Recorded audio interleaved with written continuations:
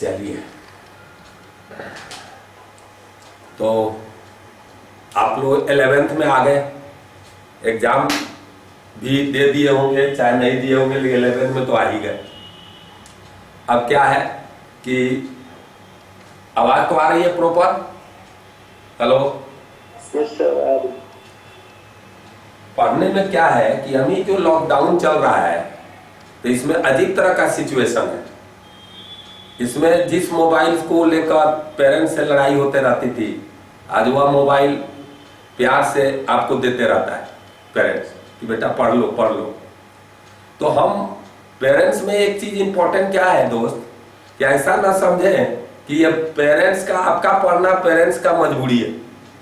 देखिए टाइम निकलते देर नहीं लगेगी, सरकार कब क्या ला देगी कोई ठिकाना नहीं। आपका एग्जाम कभी भी कर सकता है, टाइमली कर सकता है, इसलिए हमारी टाइम निकलते जाएगी। इसीलिए हमें अपना जो क्लास है, जो हमारी जो स्टडी आवर होती है, उसको हम प्रॉपर वे में अब लेकर चलना चाहिए। चलिए, पहले लग रहा था कि चलो 2-4 दिन लॉकडाउन है, ऐसा है तो अपन इससे निकल पाएंगे, परंतु अब लॉकडाउन हो चाहे जो भी हो, पढ़ाई में आपका मेन ड्यूटी क्या है? पढ़ना है।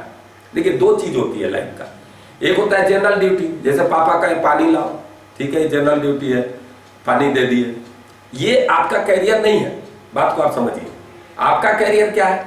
जनरल वे में है कि आप कितना अपना टाइम डिवोट किए स्टडी में। यानी स्टडी और रीडिंग में अंतर होता है, ये भी जानिए। स्टडी और रीडिंग में क्या अंतर है आप लोग बताएंगे हमें? स्टडी और रीडिंग में क्या अंतर है, ये कैसे हम डिफाइन करेंगे, बताइए। स्टडी का पर्पस होता है पर रीडिंग का पर्पस नहीं होता। यस, आप रीडिंग में आप कुछ भी रीड कर रहे हैं, समझ रहे हैं, कुछ भी पढ़ रहे हैं, अखबार लेकर के पढ़ गए, जैसे आपके पापा ऑफिस में काम कर रहे हो, कमेंट नहीं कर रहे हैं, ऐसे थोड़ा बात करने का एक तरीका है। वो आते हैं ऑफिस से, उसी अखबार को, न्यूज़पेपर को लेकर बैठ जाते हैं, सुबह में भी वही न्यूज़पेपर लेकर बैठे रहते हैं, तो that is reading. Reading without any aim, वह रीडिंग है। लेकिन study, reading for a particular purpose जो होता है, वह स्टडी होता है। तो आपका एक स्टडी आवर होना चाहिए। ऐसा नहीं कि हम बुक लेकर के कोई बैठ गए और 8 आवर्स गुजार दिए, 2 आवर्स तो आप कह रहे हैं कि हमें स्टडी कर लिए। नहीं नहीं नहीं, अभी आप गोदान, एक प्रेमचंद की जो है उपन्यास आती है, नोवेल आती है, या कोई आप कार्टून की बुक आप खरीद लिए और वो आप पढ़ रहे हैं। अब पढ़ तो रहे हैं, टाइम तो इन्वेस्ट कर रहे हैं आप पढ़ने में, लेकिन that is not a study, that is only your reading, और उससे कुछ नहीं मिलने वाला है। हम एक पार्टिकुलर पर्पस के लिए जुड़े हुए हैं, हम पार्टिकुलर पर्पस के लिए हर समय एक आपका टारगेट होता है। अभी के टाइम में आपका मेन टारगेट जो है वह है टू क्रैक IIT JEE। और IIT JEE से रिलेटेड जितने भी, गोदान प्रेमचंद की अच्छी किताब है, आइंस्टाइन की थ्योरी पढ़ेंगे, रिलेटिविस्टिक फिजिक्स पढ़ेंगे तो बड़ा अच्छा लगेगा। द टाइम, क्या क्या आती है बुक, चाहे हॉकिंस, ये किताब पढ़ने में बड़ा अच्छा लगता है। हमें लगता है हॉकिंस पढ़े हम साइंटिस्ट बन गए, हमें लगता है कि भाई आइंस्टाइन का एक किताब खरीद कर पढ़ लिए तो हम तो दुनिया का सबसे हीरो बन गए। डिस्कवरी चैनल टाइप का ये किताबें हैं, आपको कोई चीज रिलेटिविस्टिक फिजिक्स दे देगा, उसका आउटलुक दे रहा है, आइंस्टाइन की कहानी ज्यादा सुनाएगा और उसकी थ्योरी और उसके रिसर्च के बारे में ऊपर ऊपर बताएगा। उसके अंदर, उस थ्योरी के अंदर क्या है बेसिक, वो आप समझ नहीं पाएंगे। और रियल अगर लिख दिया हॉकिंस और आइंस्टाइन के बुक में तो आप पढ़ भी नहीं पाएंगे। यानी वो that is reading, not study. Study क्या होगा कि IIT JEE से रिलेटेड जो बुक्स है उन पर आपने कितना टाइम इन्वेस्ट किया, दिस इज योर स्टडी। और मैं बता रहा हूं कि लाइफ में अगर कुछ करना है तो उसके लिए टाइम को पकड़ना बहुत जरूरी है। बहुत तेरे बच्चे आते हैं, कहानियां सुनाते हैं, जैसे 2-3 दिन पहले एक स्टूडेंट कोई था अपना, और वह हमसे बात किया तो उसने बोला कि सर हम जब पढ़ते थे तो उस समय पैसा नहीं रहता था, आजकल हम 10-12 करोड़ आराम से कमा लेते हैं। GST कमिश्नर था, कमिश्नर से 2017 में उसने इस्तीफा दे करके, क्या होता है, उसने नौकरी छोड़ करके और कुछ मैथमेटिक्स या कोई चीज आप पढ़ाता है, वो जनरल के लिए, नॉट IIT के लिए, और उससे अच्छा खासा कमा लेता है। और वह आदमी अपने से टच में आकर बोला कि मैंने इतना कर लिया सर कि जितना हम एक जॉब में रहकर नहीं करते, एक कमिश्नर पोस्ट पर रहकर कोई इस्तीफा देकर कोई काम कर रहा है, तो सोचिए उसमें क्या क्लेवर है। तो मैं आपको बताना चाहता हूं कि आज थोड़ा सा हम लोग 10-15 मिनट बात करेंगे, क्योंकि अपन पहला पॉइंट क्या है इसमें कि आईआईटी है क्या, सिलेबस है क्या, आईआईटी में क्वेश्चन कैसे आते हैं, ये बड़ा इंपॉर्टेंट चीज है। तो पहले हम लोग बात करेंगे कि आईआईटी में जो क्वेश्चन आते हैं, आईआईटी में जो क्वेश्चन आएंगे, बात आप समझिए, वो किस लेवल का होगा। क्या वो जनरल स्टूडेंट कर सकता है कि नहीं कर सकता है। एक दिन हम लोग इस पर भी लेक्चर रखेंगे 20 से 25 मिनट का, कि कितना परसेंट पर क्या रैंक आता है। हम लोग बड़ा कंफ्यूज रहते हैं, हमें लगता है कि 90% जो स्कूल में हमारी आदत लगी हुई है तो 90 प्लस आएगा तभी आईआईटी में होगा, ऐसा नहीं है। यहां पर अलग क्राइटेरिया है, इसीलिए आपको मैं एक दिन बता दूंगा रैंक वाइज एवरेज, मैंने हम 5-7-10 बरस का बनाए हुए हैं और 10 इयर्स का एवरेज लेकर आपको बता देंगे लगभग इतना परसेंट पर आपको इतना रैंक आने वाला है, ऐसा मैं बताऊंगा एक दिन। कल अगला क्लास में हम लोग बता ही लेंगे, ट्यूसडे के क्लास में। तो पहला हम एक एक करके आपको डिस्कस करते हैं। पहला है कि आपकी क्लास अभी चलेगी टीटीएस में। टीटीएस का अर्थ होता है ट्यूसडे, थर्सडे एंड सैटरडे, और यह क्लास आप कर रहे हैं 11:30 to 1:30, ये चलेगी क्लास। ओके, ये पहला काम हो गया आपका। या एएम होगा तो यह होगा पीएम, ठीक है। दूसरा काम कि ये आपकी क्लास चलेगी, आपको हमारा यूज कैसे करना है। तो हम क्लास में जस्ट लाइक आपका नौकर है। नौकर का काम क्या होता है, मालिक का सेवा करना है, और आप क्लास में मालिक हैं। आप क्लास के बाहर नहीं कि सर थोड़ा पानी पिला दो, ऐसा नहीं बोल सकते आप। हाँ, लेकिन जस्ट लाइक आपको कोई भी डाउट आता है, देखो हमारा स्कूल में एक सिस्टम है और उस सिस्टम ने हमसे कुछ छीन लिया जो किसी को पता नहीं चला। आपसे क्या छीन लिया स्कूल वालों ने, आपको पता नहीं चला। जब हमारे समर वेकेशन लगता था तो मेरी मैडम देती थी, हाँ, समर वेकेशन के बाद हम लोग स्कूल पहुंचते हैं तो मैडम एक देती है कि राइट अप लिखो कि तूने ये समर वेकेशन कहां बिताया, यह समर वेकेशन तूने कहां बिताया, ऐसा एक राइट अप देती है मैडम।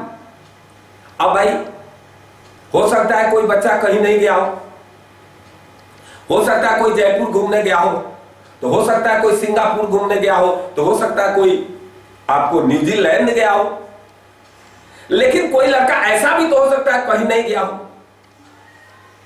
तो अपन क्या करते, मैडम आती हैं, बोलती है कि तुमने राइट अप लिखा, तो लड़का एक लिखा कि मैं मैडम खड़ा हो गया मेरे क्लास में कि मैडम मैं तो समर वेकेशन में कहीं गया ही नहीं था, और गया नहीं था लिखूं क्या। यस, तो मैडम डांटती थी, बैठो बेवकूफ कहेंगे, बैठ जाओ, सिट डाउन, उठना मत क्लास में, बेवकूफ कहेंगे। 10 लाइन एक लिखने के लिए राइट अप बोला गया और तुम लिख नहीं पाया। आपको मैं बताऊं, आपको मैं बताता हूं। अब मैडम कहेगी बैठ जाओ सब, और लिखना शुरू करेगी कि मैं जयपुर गया था, वहां पर उसको लाल शहर कहते हैं, काला शहर नहीं कहते। वहां मैंने क्या होता है, वहां पर मैंने न्यूजीलैंड देखा, वहां पर मैंने रिवॉल्विंग रेस्टोरेंट में खाना खाया, इस तरह की चीजें लिखा देगी। अब बताओ कि आपका अधिकार वहां राइट आपका छीन लिया गया। आपका था कि हम घर थे, हम कहीं नहीं जा पाए, पापा को पैसे का प्रॉब्लम था या पापा को टाइम का प्रॉब्लम था, इसलिए हम कहीं नहीं जा पाए, लेकिन मैंने घर में रहकर मम्मी को खाना बनाने में मदद किया, पापा को मदद किया, ये सारी कहानी, दादाजी का सेवा किया, इस तरह की कहानियां बना करके मैं अपना लिख सकता था जो रियल कहते, लेकिन मैडम ने इस अधिकार को छीन लिया और उन्होंने सबको जयपुर भेज दिया।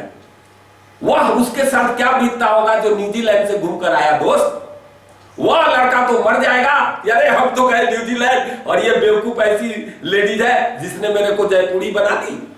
यानी कहना मेरा यह है कि आपका अधिकार है, क्वेश्चन करना मेरा अधिकार नहीं है। हम क्वेश्चन का जवाब देने आते हैं। तो you have power to ask question to teacher, to your teachers. आपका पावर है, यह अधिकार है कि अपने क्वेश्चन कीजिए, अपने टीचर से क्वेश्चन कीजिए, डाउट पूछिए।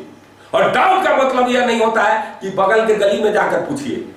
औकात है तो किसी तरह का डाउट, अगर जो टॉपिक चल रहा है क्लास में पूछिए, इसको और क्लियर करो और औकात भी दिखाओ क्लास में। तो ऐसा सवाल पूछो कि डीवी सिंह फंस जाए क्लास में, यह भी कोशिश करो। परंतु हर जगह का एक रूल एंड रेगुलेशन होता है। अभी पढ़ाई हो रहा है, यूनिट डायमेंशन, आप रोटेशन का सवाल पूछ दिए, दूसरा क्लास नहीं चल सकता। ये जीके जीएस का क्लास नहीं है, या यूनिट डायमेंशन का क्लास चल रहा है। तो यूनिट हम पढ़ा रहे हैं, उसमें अगर आपको लगता है कि हम इस क्वेश्चन को ऐसे पूछ सकते हैं या डाउट क्लियर कर सकते हैं तो करिए, डरिए मत, आपका अधिकार है, इट इज योर राइट। और उस राइट्स का इस्तेमाल कीजिए। डाउट पूछना तेरा अधिकार है और डाउट को सोल्व करना मेरा अधिकार है। और इस अधिकार को अगर सही सही हम लोग यूज कर जाए तो कसम से हमारा काम निकल जाएगा। अब सवाल उत्पन्न होता है वह क्या है कि मैं एक और बात आपको बताता हूं। इसमें मैंने आपको डाउट पूछना है, डरना नहीं है और डिसिप्लिन रहना है। देखो, एक मेरा दोस्त है उन्होंने बताया मेरे को कि सर कोई चीज को कैसे मांगने का तरीका क्या होता है। और जिन पर सुपर 30 जो पिक्चर बना, उन्होंने बोला कि यार मांगने का तरीका क्या होना चाहिए। तो कोई चीज आपने किसी का छीन लिया और वही प्यार से आपने मांग लिया, प्यार से मांग लिया, काम तो उतना ही हुआ, और छीन लिया तो आपने दुश्मनी मोल लिया। यानी कहने का मेरा मतलब है कि हमें टीचर का जो रिगार्ड है वो करना है, डिसिप्लिन रहना है, पोलाइट रहना है। ऐसा कुछ हमें, कोई भी टीचर हो, टीचर होता है, उसको ऐसा कुछ क्वेश्चन ना और ऐसा कुछ नहीं कह देना है जिससे उसको दुख लग जाए, गुस्सा आ जाए, ये कभी नहीं करना है। हमें पोलाइट रहना है, हम स्टूडेंट हैं, हमें सबकी सुनना है। हम जवाब देने लायक नहीं है, हम बोले ना आप क्वेश्चन कर सकते हैं, उसका जवाब हम देंगे, आप जवाब सवाल नहीं कर सकते। आप डिस्कस कर सकते हैं चीजों को, मेरे को समझ में नहीं आया, फिर समझाओ और मैं समझाऊंगा। दूसरा, ये तो एक पॉइंट हो गया, हम लोग का अपना राइट और ड्यूटी दोनों पता चल गया। तीसरा पॉइंट क्या है, आप सबसे अधिक टफनेस क्यों रहते हैं कि जेई का क्वेश्चन कैसा आता है, फिजिक्स में जेई का क्वेश्चन कैसा आता है, केमिस्ट्री में कैसा आता है, मैथ में कैसा आता है। तो देखिए, जेई एक मेन होता है और एक एडवांस होता है। जेई मेन में ऑब्जेक्टिव पूछे जाते हैं इच पेपर में 30 यानी 90 और 3 आवर्स का टाइम रहता है। अभी के टाइम में वह 30 क्वेश्चन में आपको जो क्वेश्चन रहता है, जैसा मेरी तजुर्बा बताती है कि जेई मेन का अगर क्वेश्चन है तो आपको फार्मूला आता है और उस फार्मूला का एक बेटर मैनिपुलेशन कर दिया। आजकल जेई मेन में भी 4-5 सवाल तो अच्छे आते हैं, फिजिक्स में तो आते हैं। अब केमिस्ट्री मैथ के बारे में मेरे को उतना नॉलेज नहीं है, लेकिन फिजिक्स में तो 4-5 ऐसे क्वेश्चन आते हैं जो टक्कर लेता है आईआईटी जेई से। परंतु मैक्सिमम क्वेश्चन जो होता है, आपको फॉर्मूला है, फॉर्मूला आपको आता है, उस फॉर्मूला में आप पुट कीजिए, वैल्यू आ जाता है। इवन 7 जो क्वेश्चन होते हैं जेई के सिलेबस में नहीं है, मेन के सिलेबस में अलग से है जो बोर्ड लेवल का, उससे 7 क्वेश्चन आ जाते हैं, यानी ये जेई मेन है। तो जेई मेन, लेकिन यार मैं जो पेपर हर साल अकेले बनाना पड़ता है, तो मैं जो सीखा हूं इतने दिन से, बहुत पुराना अनुभव है, तो मैंने जो सुना है या सीखा है, वह क्या सीखा है आपको बताते हैं कि आईआईटी जेई एडवांस का पेपर कैसा होता है। जेई एडवांस का अगर पेपर की बात करो तो मैं बता रहा हूं कि इसमें 2-3 चीज पर आप ध्यान दीजिएगा, यह कैसा पेपर होता है और टीचर क्या करता है आपके साथ। मैंने जो क्वेश्चन देखा, आज तक कोई ऐसा सवाल नहीं आया जिसका हमको फार्मूला याद नहीं था। जेई एडवांस का सिलेबस आपको जानकर ताजुब होगा कि बोर्ड से और जेई मेन से भी छोटा है सिलेबस। ये आप सीख लो कि जेई मेन से जेईई मेन का सिलेबस बड़ा है, बोर्ड का सिलेबस बड़ा है, एडवांस का छोटा है। परंतु जो भी सवाल पूछा जाता है जेईई एडवांस में, जैसे जेईई एडवांस में कोई भी सवाल पूछ दिया गया, जेईई एडवांस में कोई भी सवाल आपको आ गया, आपको फॉर्मूला याद रहेगा, उसमें फॉर्मूला का प्रॉब्लम नहीं आता है। जो जेईई मेन में 2-4 सवाल में आ जाएगा, फॉर्मूला ही याद नहीं, फॉर्मूला आपको याद रहेगा, सब कुछ याद रहेगा, फिर भी सवाल नहीं बनेगा। अरे भाई तो हम तुम कहोगे कि सर ऐसा कैसे, फॉर्मूला हम याद कर सकते हैं, फॉर्मूला का मैनिपुलेशन कर सकते हैं, लेकिन फॉर्मूला याद होते हुए भी सवाल नहीं बने, ऐसे कैसे हो सकता है? यस होता है, ये है जेईई एडवांस। आपको मैं जनरल वे में एग्जांपल देता हूं जेईई एडवांस का पेपर कैसे बनाया जाता है, आपको मैं बताता हूं। देखिए, आपको देखिए ब्रेन मैपिंग हम कराते हैं, देखिए कैसे होता है। जैसे हम यहां ये लिखे हैं, ये क्या है, कोई बता सकते हैं? एक्स है, सही है। और कोई जवाब दे? 10 भी है, यानी यह एक्स है, 10 है, क्रॉस है, मल्टीप्लिकेशन का साइन है। इतना बात बोल सकते थे इसके साथ। देखिए ये this is error, this is error. हम एक्स लिखे, आप समझे एक्स है, या 1 डायमेंशनल आपका माइंड काम कर रहा है। अगर इसका 3 डायमेंशनल माइंड है और वो जेईई एडवांस का पेपर बनाना जानता हुआ, यह देखते हुए उसके दिमाग में क्या क्या आएगा कि ये क्रॉस हो सकता है, या मल्टीप्लिकेशन का साइन हो सकता है, या 10 भी हो सकता है, और एक्स भी हो सकता है। इतने, यानी इसमें एक भी मिस कर गए हम तो हो सकता है कि उससे ही वो सवाल बनने वाला है, तो दैट इज एरर। और उस एरर को डीवी सिंह क्या करेगा, बताने का काम करेगा कि भाई आप कह रहे हो ये एक्स है, लेकिन ये 10 भी है, ये क्रॉस भी है, तो आपका मल्टीप्लिकेशन भी है, का भी साइन है, और ये चारों एक साथ दिमाग में आना चाहिए, तो अब आपका दिमाग 3 डायमेंशनली वर्क कर रहा है। एक एक्स की बात किए तो आप अल्फाबेट्स में चले गए, इनटू का बात किए तो मैथमेटिक्स में चले गए, क्रॉस का बात किए तो जनरल पब्लिक में चले गए। ये है, इसमें से एक भी आपको ऑप्शन नहीं आ रहा है, इसमें से एक भी इंफॉर्मेशन आपका लॉस है, तो टीचर का काम है उस इंफॉर्मेशन को पुट करना और आपको बताना। अब देखिए, मैं आपको देखिए आईटी पेपर कैसे बनाता है, या ठीक है यहां खींच दिए, ये क्या है, 11 है, ठीक है, रोमन में 11 है ना, बोलिए सही है? Yes sir. ये क्या है, बोलिए? 12 है? ये क्या है, 13 है ना? आप देखिए ये क्या है, 14 है ना? Yes sir. अब तुम कहोगे चाट रहा है मास्टर, ये 14 15 क्यों कर रहा है बार बार, ठीक है, ओके, नो डाउट। अब मैं तुमसे बोलता हूं, यह क्या है, 9 है। अब बोलो, जवाब दो, जवाब दो, टेंशन नहीं लो, 9 है। काम क्या है, थोड़ा सा स्मार्ट बनो यार, स्मार्टनेस आना चाहिए आदमी में, स्मार्ट रहो। क्या करो, थोड़ा सा जवाब दो, फिर म्यूट कर दो। या देखो ये 9 है, ओके, अब ये 9 है, ठीक है। अब आपको कहा जाए कि ये 9 है, अब इसको 6 में कन्वर्ट करो, तो क्या करोगे? एस लगा दो, 6 हो गया।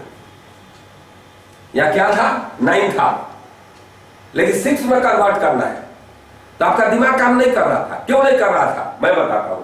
क्योंकि मैंने दिमाग लगाया, पेपर में इसी तरह काम किया जाता है कि आपको मैंने आपका ब्रेन मैपिंग कर दिया, ब्रेन को 1 डायमेंशनल कर दिया। आपका दिमाग अब क्या सोच रहा था, सिर्फ रोमन, 10 है, 11 है, 12 है। आपको मैंने क्या किया, आपको बेवकूफ बनाया। मैंने 10 लिखा, 11 लिखा, आप सोच रहे हो कि डीवी सिंह बेवकूफ है, 11 लिख रहा है, 12 लिख रहा है। जो हम मासूम बच्चा होते थे 5th और 4th में, तब लिखते थे, और वह ये डीवी सिंह देखो ऐसे लिख रहा है, मूर्खाधिराज है टीचर। नहीं, मैं आपको दिमाग का खेल प्ले कर रहा था। आपका दिमाग में क्या प्ले कर रहे थे कि आपका दिमाग को मैंने सेट कर दिया था कि आप रोमन में ही सोचोगे, रोमन के अलावा कुछ नहीं सोच सकते हो। इसीलिए जब मैंने 9 को कहा 6 में बदलने के लिए, तो आप नहीं बता सके।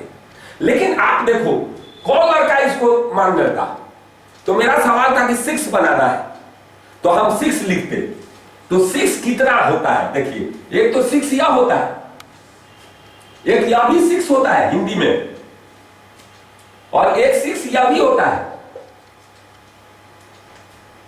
ना, और एक 6 यह भी होता है। इतने 6 होते हैं, ये सब 6 है। बात को आप समझिए। आपको ताजुब होगा ये जो 6 आपने लिखा, ये जो 6 आपने लिखा, ये जो 6 लिखा, और ये आप देखिए, ये 4 आपके दिमाग में अगर आ गया एक टाइम में, तो आपका माइंड 3 डायमेंशनल वर्क कर रहा है। 6 कहने का मतलब है, यहां अगर कहा जाए 6, तो तेरे दिमाग में आएगा यह, क्योंकि हमने ब्रेन मैपिंग कर दिया है कि तू रोमन में ही सोचोगे। जनरल आदमी कहे, अगर ये नहीं हम ब्रेन मैपिंग किए होते, कहते 6 लिखो, तो धन धना यह लिखेगा। लेकिन यही 6 नहीं होता है, इतने 6 होते हैं। अगर इतना आप दिमाग में एट ए टाइम ला दिए, और तब ऑप्शन आप देख रहे हैं, हमको क्या लिखना था, इसको बदलना है 6 में, तो आप देखो इससे तो काम नहीं चलेगा, इससे भी काम नहीं चलेगा, इससे चल गया, देखो तो ये होगा, एस लगा दिए, 6 हो गया। अब मैं बता रहा हूं, जैसे एक सवाल आपको मैं पुट करता हूं, आप सोचें। ऐसे में जनरल में थोड़ा सा हम टॉक कर रहे हैं, तो आपका माइंड का जो है सोचने का तरीका बदलना बहुत जरूरी है, क्योंकि अभी बोर्ड आप पास करते हैं, तो बोर्ड टाइप का आपका दिमाग बना रहता है। एक छोटा सा सवाल आपसे पूछते हैं कि 0 put before 10, what is the name of this creature. सारे लोग जो है अभी नहीं लिखेंगे, इसके बाद मैं बोलूंगा तो लिखना शुरू कर देंगे। नहीं, 0 put before 10, what is the name of this creature. Creature मतलब समझते हैं, जंतु, जानवर, जंतु होता है। सर सुने सवाल मेरा सवाल आपने सुना। 0 put before 10, what is the name of this creature.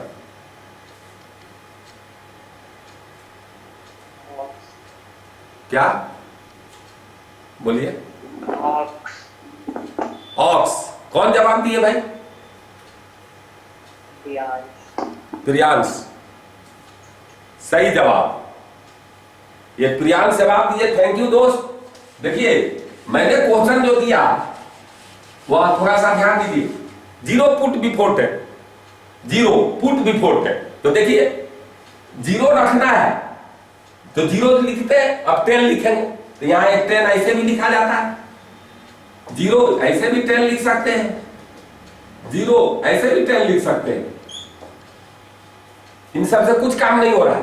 0 ऐसे भी 10 लिख सकते हैं, 0 हिंदी में ऐसे भी लिख सकते हैं, और 0 और ऐसे भी 10 लिख सकते हैं।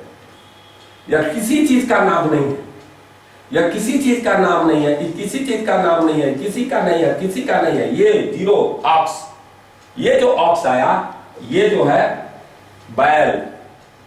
एक कहावत होता है कि बैल है क्या, दिमाग नहीं है क्या, ऐसा हम लोग क्वेश्चन करते हैं ना। ऑक्स, ये आपका आ गया, जानवर का नाम आ गया। तो ये आईआईटी का क्वेश्चन नहीं है, लेकिन अब आपको पता चला होगा कि आईआईटी का पेपर में फॉर्मूला जानते हुए, सब कुछ जानते हुए सवाल क्यों नहीं बनता है। क्योंकि हम क्या करते हैं, कोई भी सवाल सोचते हैं तो 1 डायमेंशनल सोचते रहते हैं। आपको दिमाग में 3 डायमेंशनली सोचना जरूरी है, और 3 डायमेंशनली बातों को सोचिए।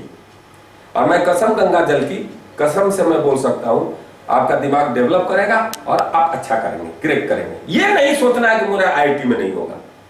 इतने सीट हैं और इतनी मेहनत करेंगे, इतना हम भी मेहनत करेंगे, आप भी करेंगे, और एक सीट हम लोग नहीं ले पाए, तो ये तो बड़ा अजीब का सिचुएशन है। हाँ, इसमें बड़े प्रॉब्लम भी आते हैं, हमारी डिविएशन थोड़ी डिविएट रहते हैं।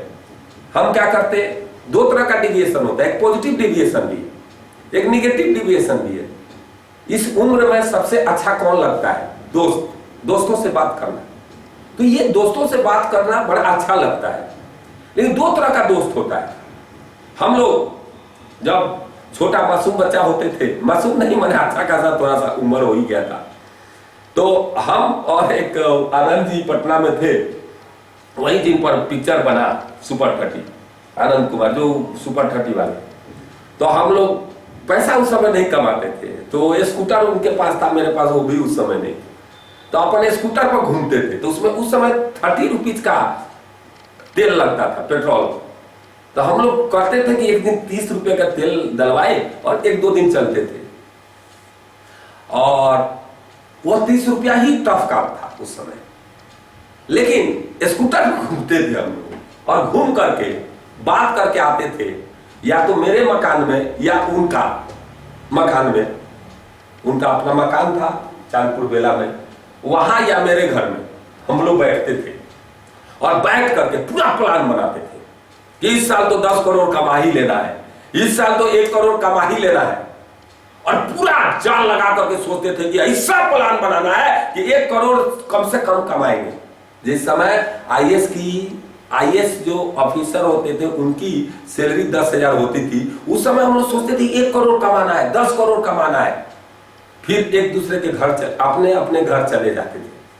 आपको जानकर ताजुब होगा, कमाएंगे कैसे? तो कमाएंगे ये सोचते थे, और उसके बाद कोई हथियार हम लोगों के पास नहीं था।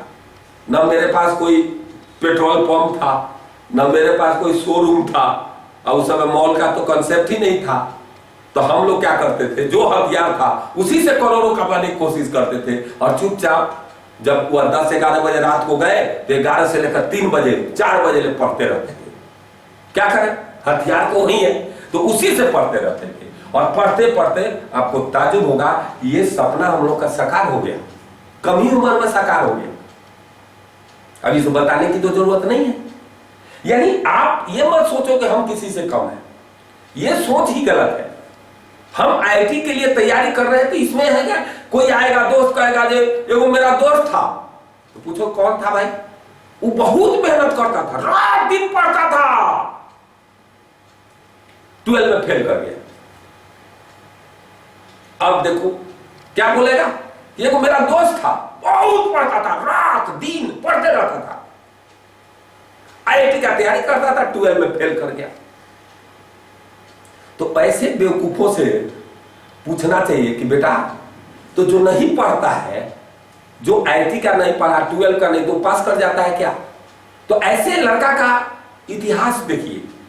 वह लड़का कहता है, यानी उसको जलन हो रहा है।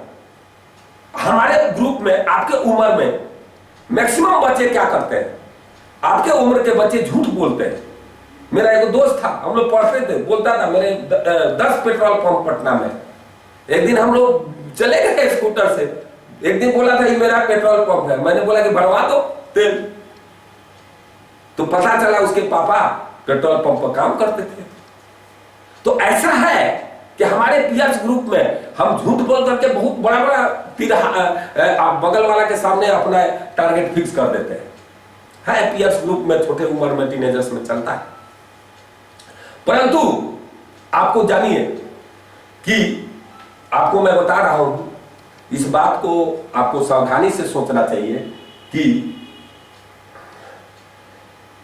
इस संदर्भ में मैं एक ही बात बोलूंगा, और वह बात साफ साफ तरह से होगा कि ये दोस्त जो कहानी आपका सुना रहा था, उससे पूछना चाहिए कौन है, चलो मिलकर आते हैं।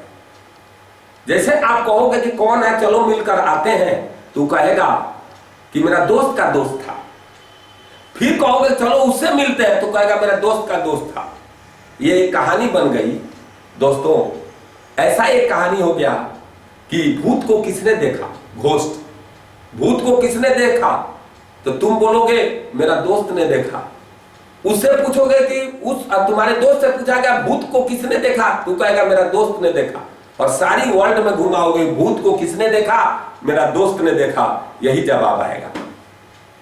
तो ऐसे मैं नहीं कह रहा हूं कि पढ़ने वाले बच्चे 12 में फेल नहीं होते हैं, लेकिन उसका रीजन ये नहीं होता है कि वो पढ़ रहे हैं, ये उनका रीजन नहीं है कि वो पढ़ रहे हैं इसलिए हो गया। बात आप समझिए, पढ़ने के कारण, वह पढ़ने के कारण ऐसा नहीं हुआ। पढ़ने हो सकता है कि उस समय उसकी तबीयत खराब हो गई हो सकता है कि फैमिली प्रॉब्लम आ गई हो, इसलिए ऐसा हो सकता है, रेयरेस्ट हो सकता है कोई पेपर छूट गया हो किसी कारण बस। तो मैं ये नहीं कह रहा हूं, लेकिन उसका रीजन जो दिया जा रहा है वो गलत है। इसीलिए ऐसे लोगों से सावधान रहनी चाहिए। देखो मैं जो कहानी बताया उसमें क्या था कि रात को जब हम लोग मिलते थे और जाते थे तो मोटिवेट हो जाते थे, पढ़ने लगते थे, करोड़ों कमाना है तो पढ़ना जरूरी है। उसी प्रकार उस तरह के दोस्तों से बात करो जिससे बात करने के बाद पढ़ने का मन करने लगे कि आईटी एकदम नजदीक है, थोड़ा सा और धक्का मारने की जरूरत है। ऐसे दोस्तों से दोस्ती करना जरूरी है और ऐसे लोगों से बात करना जरूरी है। इससे मोटिवेशन मिलता है, दोस्त भी मोटिवेट कर देता है। जैसे क्वेश्चन है, क्वेश्चन कोई कहा कि अरे यार ये सवाल बनाए 2 दिन लग गया लेकिन बना दिया, तो पूछेगा कौन है ये। इस तरह की बातें जब होती है तो एक माहौल बनता है और उससे आदमी पढ़ाई पर ज्यादा ध्यान देता है। अब क्या है, पेपर की बात हो गई। अब किताब क्या क्या लेना चाहिए आपको, तो अभी बेसिक किताब रखिए, एसी वर्मा रखिए और एक IEE रोडो रखिए और हम मटेरियल देंगे। अभी तो चैप्टर छोटे छोटे हैं, तभी डीपीपी आएगा, सीट आएगा, ये सारी चीजें मटेरियल यहाँ से मिलेगी। लेकिन 2 बुक भी रखना चाहिए, इरोडो और एसी वर्मा। एसी वर्मा है बेसिक है, ये थ्योरी पढ़ना है तो पढ़ लीजिए इसे थोड़ा बहुत, और उसके बाद क्वेश्चन जो है आपको हम होमवर्क देंगे। ये मटेरियल जो पोस्ट होगा वो होमवर्क नहीं हो गया, उसमें हम बताएंगे कौन कौन सवाल बनाना है, तब आपको बनाना है। ठीक है, आज बहुत भाषणबाजी हो गया, अब अगला दिन भाषणबाजी होगा, अब थोड़ा पढ़ लिया जाए।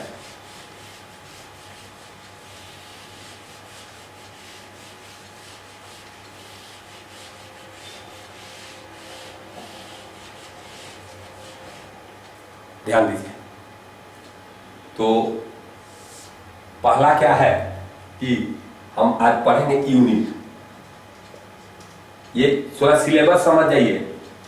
जो फिजिक्स का सिलेबस है आपका, फिजिक्स जो होगा वो 2 पार्ट में होगा, एक 11th होगा और एक 12th होगा। दोनों आईटी जेई में आते हैं, नियरली दोनों का इक्वल ही रेशियो होता है, लेकिन अभी के ट्रेंड के अनुसार यह 55% पूछ रहा है और ये 45% पूछ रहा है, लेकिन दोनों का वेटेज है। अब ये 11th हम लोगों का कमिटमेंट है 11th कोर्स में, और इसी को इस साल पढ़ना है। 11th में जो कोर्स होते हैं, जो पहला चैप्टर से लेकर रोटेशन तक जो चैप्टर होता है, फर्स्ट चैप्टर से लेकर रोटेशन तक के जो चैप्टर होते हैं वह बेसिक लॉ को बताते हैं। जैसे न्यूटन्स लॉ है, टॉर्क क्या होता है, टॉर्क को अप्लाई करने का क्या लॉ होगा, एनर्जी के लिए क्या लॉ होगा, एनर्जी को मैनिपुलेट करने के लिए क्या लॉ होगा, इन सारी चीजों के बारे में बताएगा। Basic law, Newton's first law, second law, third law, kinematics में A = ut + ½ AT²। ये सारी चीजें जो डिस्कस होगी वह जो होगी आपको मैकेनिक्स अप टू रोटेशन, यह बेसिक एकदम लॉ देगा। और उसके बाद मैकेनिक्स 2 स्टार्ट होगा, और मैकेनिक्स 2 जो होता है वह है फ्लूइड है, आपको बहुत सा चैप्टर आएगा, हीट एंड थर्मोडायनेमिक्स है, वेव्स है। ये सब चैप्टर होगा कि अब क्या होगा कि जो आपने बेसिक लॉ जान गया उस लॉ के आधार पर हम लोग क्या करेंगे, लॉ बनाएंगे। यानी बेसिक लॉ है Newton's law, basic law momentum conservation है, बेसिक लॉ एनर्जी कंजर्वेशन है। अब इनका इस्तेमाल करके एक नए लॉ बनेंगे। जैसे एनर्जी कंजर्वेशन का प्रिंसिपल लगा करके हम लोग बनाएंगे आपको बर्नौलीज थ्योरम, ऐसे ऐसे लॉ बनेंगे। वह लॉ क्या है जो बेसिक आपको लॉ बताया गया दोस्त, वही लॉ, उस लॉ का यूज करके एक डिफरेंट वे में आपको लॉ बना दिया गया। उसके बाद 12 में स्टार्ट होगी। अब 12 में जो है ये सारे लॉ जो है उनके आधार पर एप्लीकेशन होगा, करंट कैसे फ्लो करेगा। तो इसमें ये बेसिक लॉ जो है उन्हीं का यूज करके हम एप्लीकेशन पार्ट को मैक्सिमम पढ़ेंगे। यही है सिलेबस। इसीलिए आपका सिलेबस ये शुरू वाला अप टू रोटेशन बहुत ही इंपॉर्टेंट है। इनको हमेशा हर टॉपिक में इनका इस्तेमाल होगा।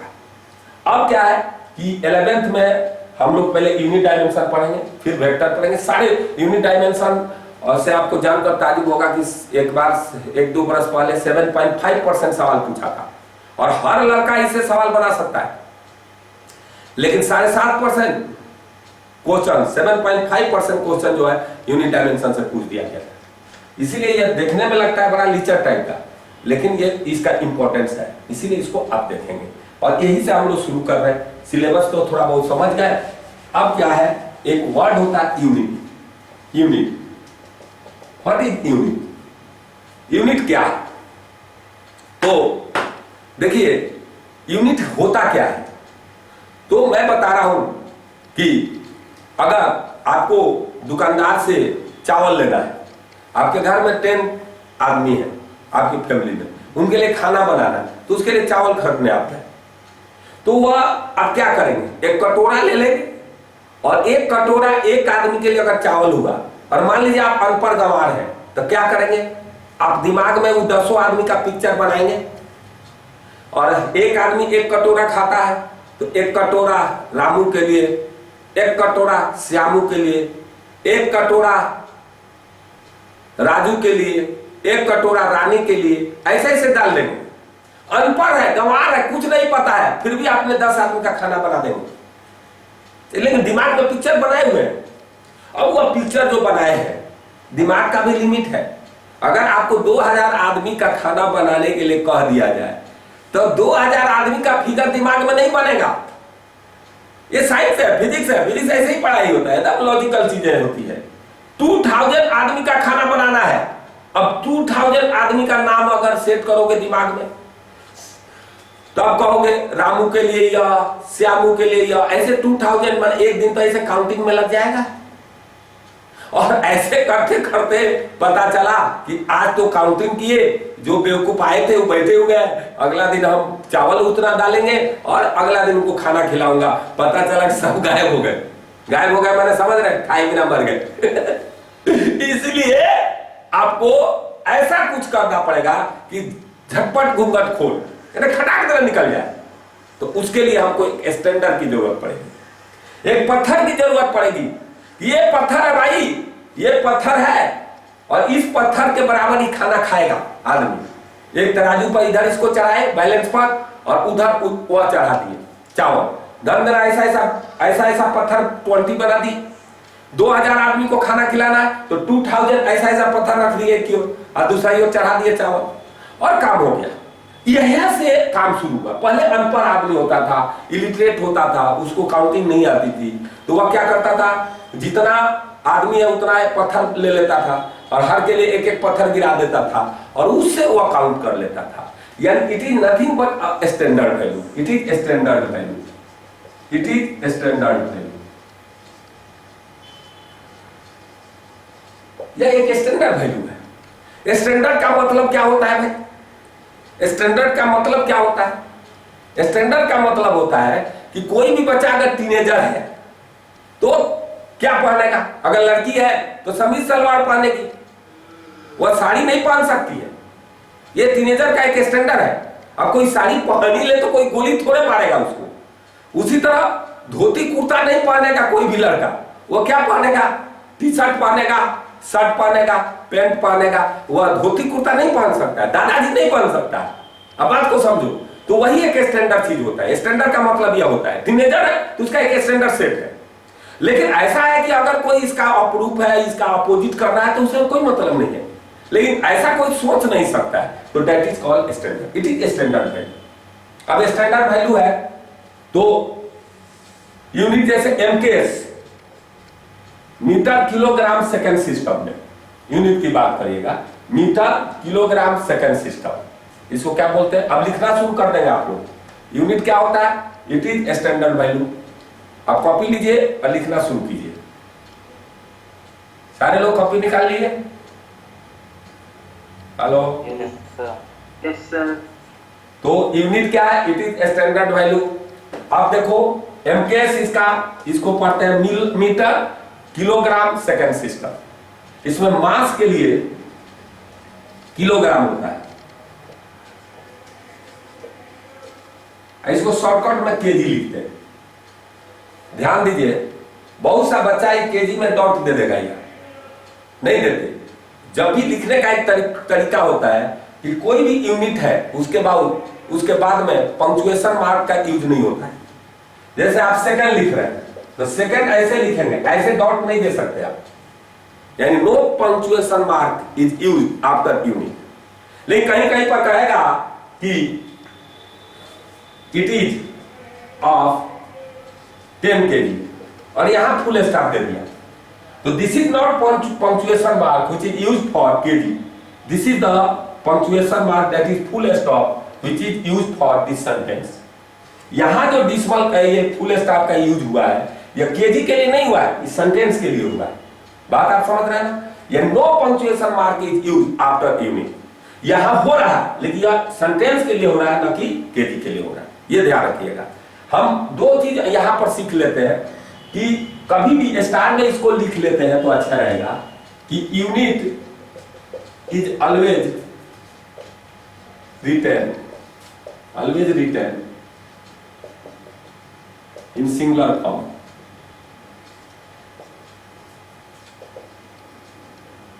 Unit is always return in singular form, पहला हो गया। दूसरा देखो,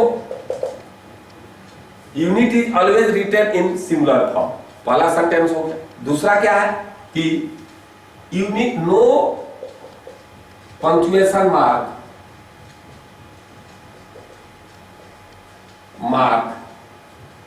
इज यूज्ड आफ्टर यूनिट,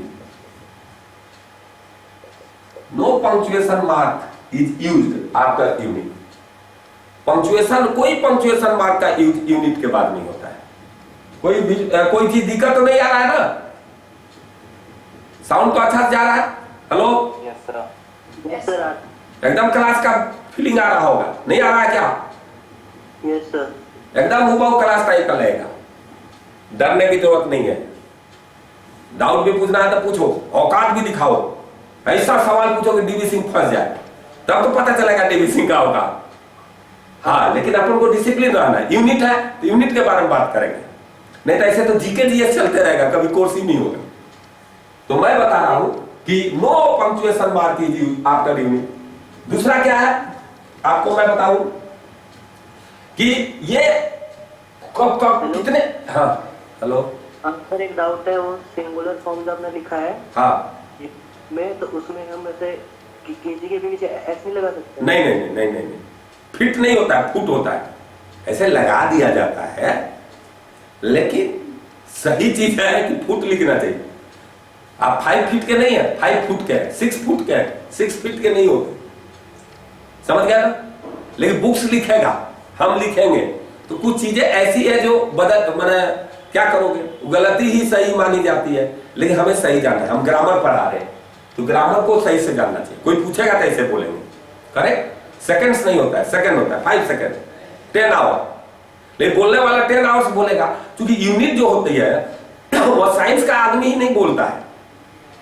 जैसे हम लोग हिंदी बोलते हैं तो कैसे बोलते हैं, हम हिंदी बोलते हैं तो कितने तरह का बोल देते हैं, उसमें थोड़ा हम है तो थोड़ा बिहारी भाषा भी मिला देते हैं उसमें। तो मैं जो गुजरात का है गुजराती लैंग्वेज में बोल लेता है, महाराष्ट्र का है तो ठीक है, वह तो मैंने इसी तरह आवर है तो यूज करने वाले आदमी, आर्ट्स का भी आदमी आवर का यूज करता है तो आवर्स बोल देता है और उसकी संख्या ज्यादा है। लेकिन आप साइंस के स्टूडेंट हैं तो आपको ऐसे बोलना चाहिए, है ना? अब इंग्लिश का स्टूडेंट इंग्लिश गलत बोलेगा तो नहीं चलेगा, लेकिन हम अगर इंग्लिश थोड़ा कम गलत बोल दे तो चलेगा। बात आप समझ रहे हैं ना? अब कोई एमए कर रहा है इंग्लिश में और वह कुछ गलती बोल दिया तो नहीं चलेगा। उसी तरह आप साइंस के स्टूडेंट हैं, अगर आप यूनिट के बारे में गलत बोलते हैं तो आपका कोई अधिकार नहीं है गलत बोलने का। अगर बोलते हैं तो आप बहुत बड़ा अपराध कर रहे हैं। क्लियर?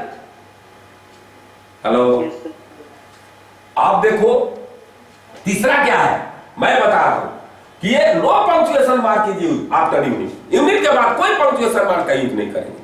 दूसरा क्या है, कभी कभी होता है आदमी को नाम कमाने का बड़ा अवसर होता है। कितने लोग अपना बच्चा के नाम पर कुछ रख देगा, कोई अपने नाम पर रख देता है। उसी तरह बड़े हर एरा में कुछ साइंटिस्ट ऐसा हुए हैं जो बहुत चर्चा में रहे, तो उनके नाम पर भी यूनिट का इस्तेमाल किया गया। जैसे न्यूटन, फोर्स का यूनिट न्यूटन।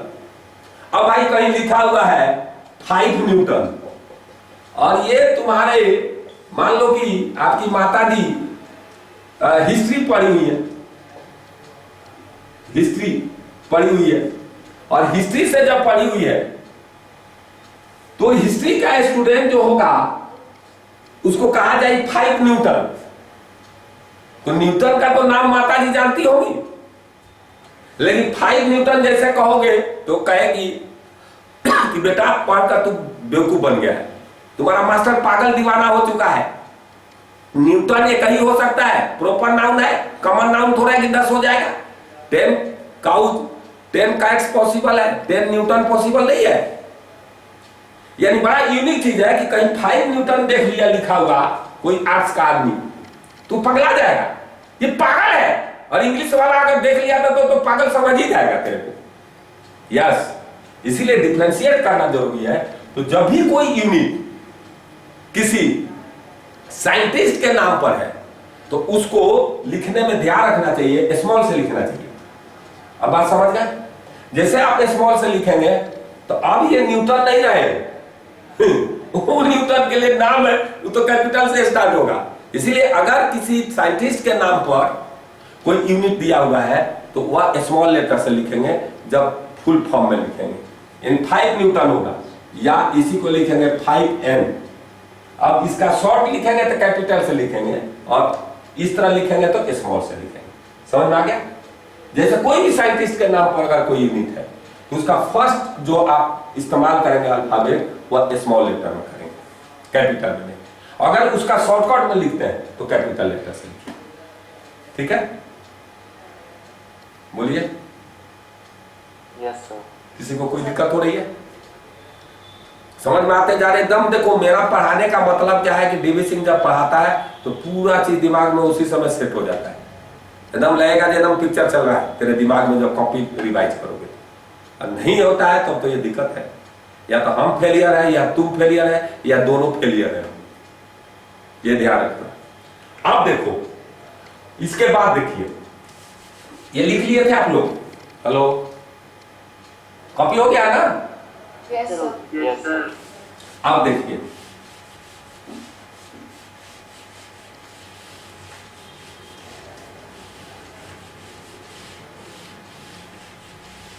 अब एमकेएस में हमने मास का किलोग्राम लिखा था, एमकेएस चल रहा था। लेंथ या डिस्टेंस के लिए,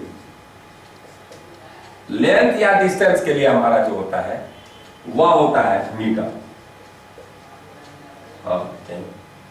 और टाइम के लिए जो होता है वह होता है सेकंड और एस, या एसीसी भी लिख दो चलेगा। ठीक है, ये 3 एमकेएस यूनिट में स्टैंडर्ड यूनिट। इसी को थोड़ा एडवांस किया गया तो ऐसा यूनिट बना।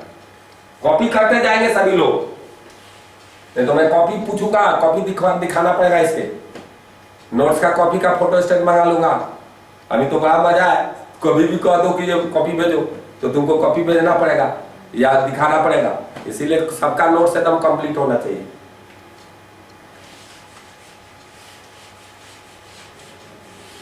दूसरा होता है सीजीएस। सीजीएस में देखिए, CGS centimetre gram second system. इसको क्या पढ़ते हैं? Centimetre gram second system, centimetre gram second system. इसको क्या पढ़ते हैं दोस्त? Centimetre gram second system. इसमें जो होता है मास का होता है ग्राम, हाँ, लेंथ और डिस्टेंस का जो होता है वह होता है सेंटीमीटर, और टाइम का जो होता है वह होता है सेकंड। यह होता है मास का होता है ग्राम, लेंथ और डिस्टेंस का होता है सेंटीमीटर, और टाइम का होता है सेकंड। यह होता है। अगला देखिए, इसके बाद एक होता है एफपीएस। एफपीएस होता है, एफपीएस माने foot pound, FPS foot pound second system.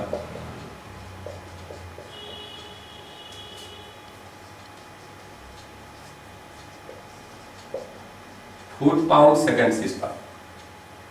इसमें मास का क्या होता है, कोई बताएगा? बोलिए।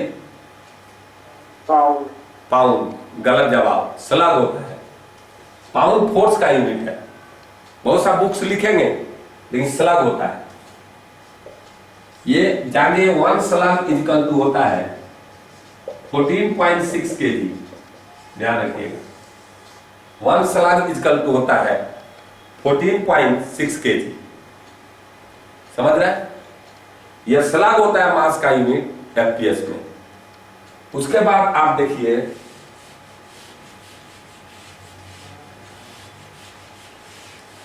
मास के बाद आप लेंथ और डिस्टेंस, लेंथ और डिस्टेंस, लेंथ और डिस्टेंस, लेंथ और डिस्टेंस का होता है आपको मीटर, लेंथ या डिस्टेंस का होता है मीटर, और पागल हो गया डीबीसी, फुट, फुट होता है। एफपीएस है ना, और टाइम का होता है सेकेंड।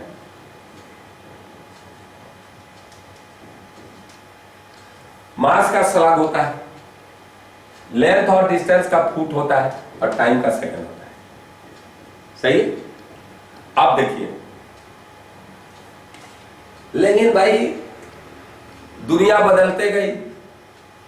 20 मई 1498 को, 20 मई 1498 को आपको पता होगा वास्को डी गामा पुर्तगाल से इंडिया पहुंच गया। तो बड़ा सामान इधर से उधर होता है, इंडिया से सामान इंग्लैंड, इंग्लैंड से सामान इंडिया, मतलब एक देश से दूसरे देश में सामान जाते हैं। और जैसे एक देश से दूसरे देश में सामान जाएंगे तो कोई फुट में भेज दिया, कपड़े आया, मान लो इंग्लैंड से कपड़ा आया और फुट में आ गया, और यहाँ वाला मीटर में बेच रहा है, तो पागल हो जाएगा। 1 मीटर पर 1 फुट कपड़ा दे दे तो पगला जाएगा लोग।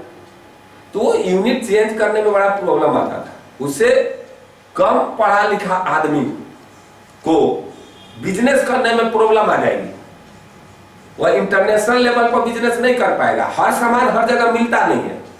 अब कोई सलाग में खरीद कर लाया चावल और बेच दिया केजी में, तो पागल हो जाएगा। एक सलाग 1 केजी के बराबर मान लिया तो दाम दिया 14.6 केजी का, और वह 1 केजी में बेच दिया तो नुकसान में चला जाएगा।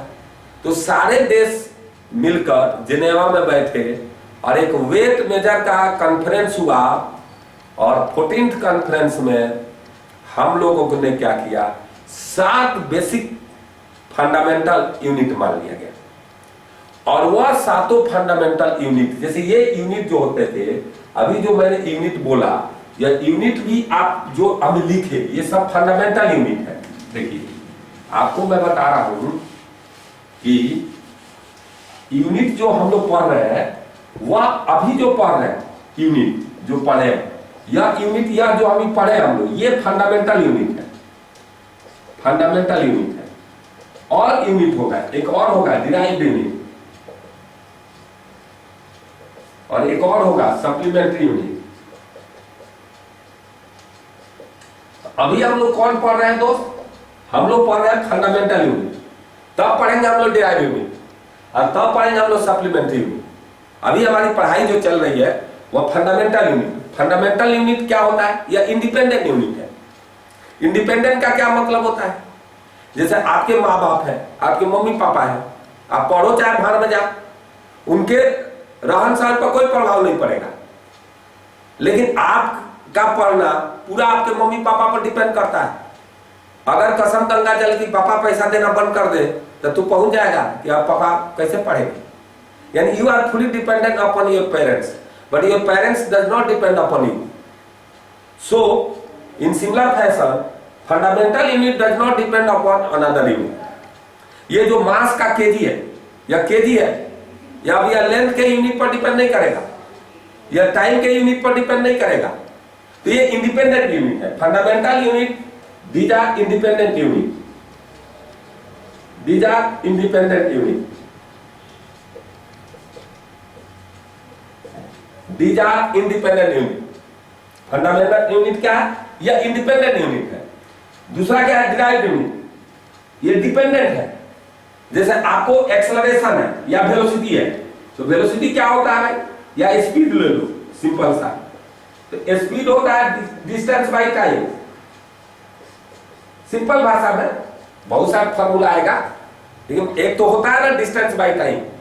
तो अगर स्पीड हो गया डिस्टेंस बाय टाइम, तो डिस्टेंस का आपका क्या होगा? मीटर होगा, और क्या होगा? सेकेंड। तो इसका यूनिट हो गया मीटर पर सेकेंड। समझिए। और ये मीटर पर सेकेंड जब इसका यूनिट हुआ तो आपको जानकर ताज्जुब होगा कि इसकी यूनिट, स्पीड की यूनिट मीटर, लेंथ और टाइम के यूनिट पर डिपेंड कर रहा है, इसीलिए यह डिपेंडेंट यूनिट है। या यूनिट दूसरे यूनिट पर, फंडामेंटल यूनिट पर इनको डिपेंड करना पड़ता है। और एक ऐसा सप्लीमेंट्री यूनिट होता है जो देखने में तो लगता है कि यूनिट है, लेकिन एक्चुअल में यूनिट नहीं होता है। जैसे एंगल है, आपको एंगल जैसे यह सर्कल है, यह एंगल थीटा है, यह लेंथ एल है, तो यह थीटा इक्वल टू होता है एल बाई आर। इस थीटा की बात करोगे तो वह एल बाई आर आएगा। एल का यूनिट मीटर होगा, आर का यूनिट मीटर होगा, तो थीटा इक्वल टू अगर एल बाई आर आ गया तो आपको जानकर ताज्जुब होगा कि इसका मीटर कट गया। लेकिन थीटा जो है वह एंगल है और उसका यूनिट होता है दोस्त, वह होता है सनम रेडियन। रेडियन होता है। आपको ताज्जुब होगा ये जो थीटा का यूनिट क्या होगा, रेडियन, लेकिन ये यूनिट एक्चुअल में है नहीं। यह theta L metre by metre cut जाता, तो ये जो है ऐसे यूनिट जो देखने में तो यूनिट है, लेकिन तोड़ने फोड़ने पर बेसिकली वो यूनिट टाइप का अपने को शो नहीं कर पाते, तो ऐसे को सप्लीमेंट्री यूनिट कहते हैं। तो हम सप्लीमेंट्री यूनिट को कहेंगे यूनिट, परंतु ये जो है यह यूनिट को जब खोलेंगे फंडामेंटल में तो वह यूनिटलेस हो जाएगा। फंडामेंटल में खोलेंगे तो समझ जाइए, यानी फंडामेंटल यूनिट इंडिपेंडेंट यूनिट है। जैसे एमकेएस में फंडामेंटल यूनिट 3 है, मास के लिए केजी, लेंथ के लिए मीटर और टाइम के लिए सेकंड। और सीजीएस में वैसे ही है। एफपीएस में हमने बता दिया, फंडामेंटल यूनिट बता रहे हैं, उसके आधार पर मैं डिराइव यूनिट आपको बताऊंगा। और सप्लीमेंट्री यूनिट को हम लोग अभी सप्लीमेंट्री यूनिट को साइड में रखकर चलेंगे, क्योंकि डायमेंशन में जाकर इसको पढ़ेंगे। तो आपको मैं बता रहा हूं फंडामेंटल यूनिट एसआई में क्या होता है। एसआई में फंडामेंटल यूनिट, एसआई में यह सिस्टम ऑफ इंटरनेशनल। अब आज के डेट में दुनिया बहुत आगे बढ़ गई है, सारे देश को बाध्य कर दिया गया कि भाई आपको एसआई मानना है। इवन आपको अब सारी बुक्स भी एसआई में होती है, आईआईटी का सिलेबस भी एसआई में। हमें यूनिट जानना है लेकिन हमें इसमें काम करना है, सिस्टम ऑफ इंटरनेशनल। इसकी दायरा भी बढ़ा दी गई। मास के लिए यहां यूज किया गया किलोग्राम, ये याद रहना चाहिए आपको। लेंथ के लिए, लेंथ और डिस्टेंस के लिए होगा मीटर, टाइम के लिए हो गया सेकंड, मास के लिए किलोग्राम हो गया, लेंथ और डिस्टेंस के लिए मीटर हो गया, और टाइम के लिए हो गया सेकंड। इलेक्ट्रिक करंट के लिए एम्पियर, इलेक्ट्रिक करंट के लिए आपको एम्पियर आ गया।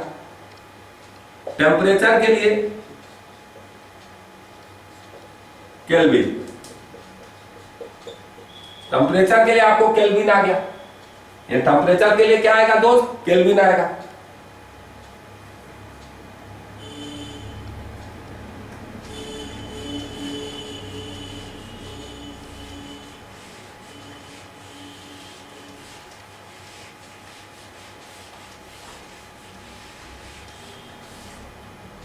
टेम्परेचर के लिए क्या आ गया, केल्विन। 2 4 5, अभी 2 बाकी है।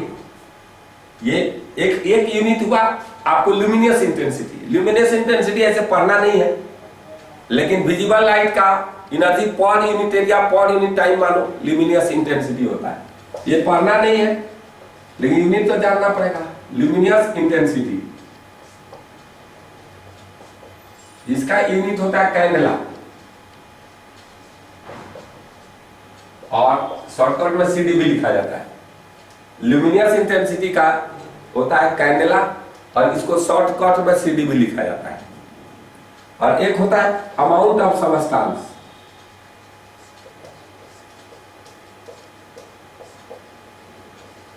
इसका यूनिट होता है मोल। अमाउंट ऑफ सबस्टेंस के लिए मोल का इस्तेमाल होता है। मोल केमिस्ट्री वाला ही मोल है, छुछुंदर नहीं है ये मोल केमिस्ट्री वाला है।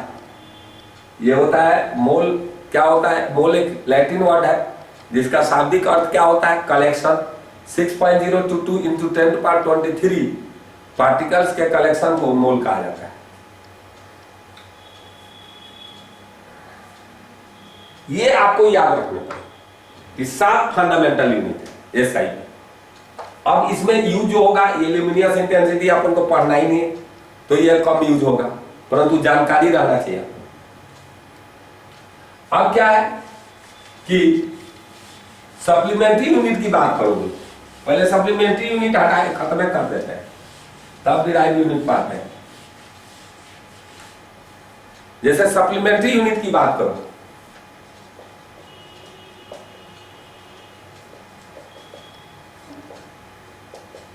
सप्लीमेंट्री यूनिट क्या है? तो सप्लीमेंट्री यूनिट है तो यूनिट, जैसे angle theta equal to L/R होता है, या R रेडियस होता है, L लेंथ होता है, और ये होता है, ये इसका भी मीटर इसका भी मीटर, तो मीटर मीटर कट गया, तो फंडामेंटल में अगर तोड़ोगे तो कोई यूनिट नहीं आएगा, लेकिन ये होता है इसकी यूनिट रेडियन। इसलिए है तो यूनिट, लगता है कि यह यूनिट है, लेकिन इसकी स्थिति बहुत नाजुक है, बात को आप समझिए। दूसरा क्या है, आपको एक होता है दो लाइन के बीच का एंगल को हम लोग कहते हैं क्या? Plane angle. यह प्लेन एंगल है, यानी प्लेन एंगल एक हो गया, प्लेन एंगल का यूनिट हो गया रेडियन, और डिग्री में जनरली आप मापते हैं, तो यहां थोड़ा कन्वर्जन जान जाइए इसका कि 180 डिग्री में पाई रेडियन होता है, 180 डिग्री में पाई रेडियन होता है, 180 डिग्री में आपको पाई रेडियन होता है, 180 डिग्री में आपको पाई रेडियन होता है। दूसरा समझिए, आपको 1 डिग्री में 60 मिनट होता है, मिनट को ऐसे लिख देते हैं 60 मिनट, मिनट हुआ टाइम का नहीं है, यह एंगल का है यूनिट, टाइम का भी यूनिट मिनट होता है और एंगल का भी यूनिट मिनट होता है, और 1 मिनट में आपको 60 सेकंड होता है, यह मिनट है, एक डैश मारे ना तो मिनट हो गया, और डबल मार दिए तो यह क्या हो जाएगा आप बोलो, ये हो गया सेकंड। इसको ऐसा है, यानी यह है मिनट, डबल वाला हो गया ना, यह हो जाएगा सेकंड। ये एंगल का यूनिट है, याद रहे ये एंगल का यूनिट है, ये ध्यान रखिएगा, ये एंगल का यूनिट है।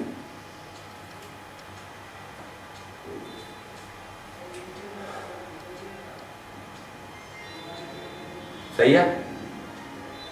किसी को कोई दिक्कत?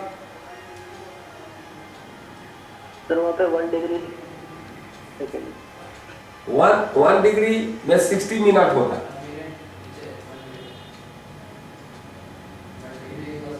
हाँ, sorry, 1 minute equal to 60 second, sorry.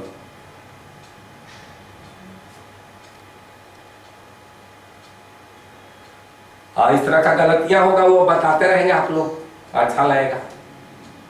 ऐसा नहीं कि एकदम गूंगा टाइप का जो मास्टर लिखाया लिखते जा रहे हैं वो बताना चाहिए। कैलकुलेशन में आदमी समझाने में लगा रहता है, वैसे छोटी गलतियां होते रहते बोर्ड पर, अब होती है तभी तो बहुत लोग सो जाते हैं, तो जग जाते हैं, अरे ये तो गलत लिख दिया मास्टर, तो हम बता दिए।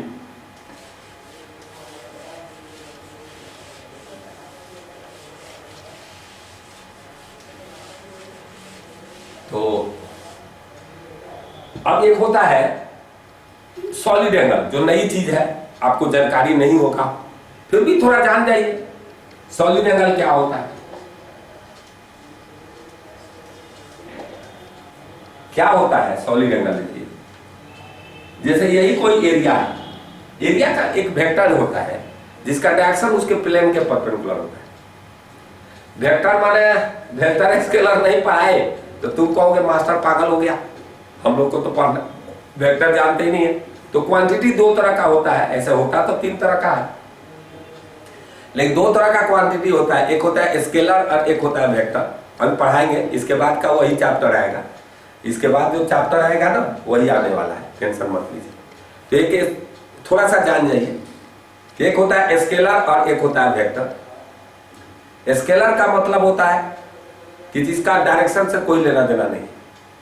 जैसे आप गए और नमक के दुकान में गए और कहे मुझे 1 केजी नमक दे दो ईस्ट में। नमक बेचने वाले शॉपकीपर के पास गए, आप बोले कि please give me 1 KG salt in east direction.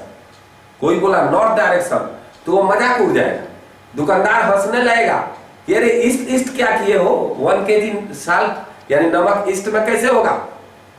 यानी देखो मास है 1 केजी और उसमें डायरेक्शन जोड़ने से मजाक बन जा रहा है, तो वह स्केलर क्वांटिटी है। आपके घर में मोटर लगा होगा, आपसे पूछा, आपके सर ने पूछा ये बताओ तेरे घर में मोटर कितने का लगा हुआ है, तो बोलोगे 20 इंच का लगा है, चाहे कुछ कहोगे चाहे 10 HP का लगा है।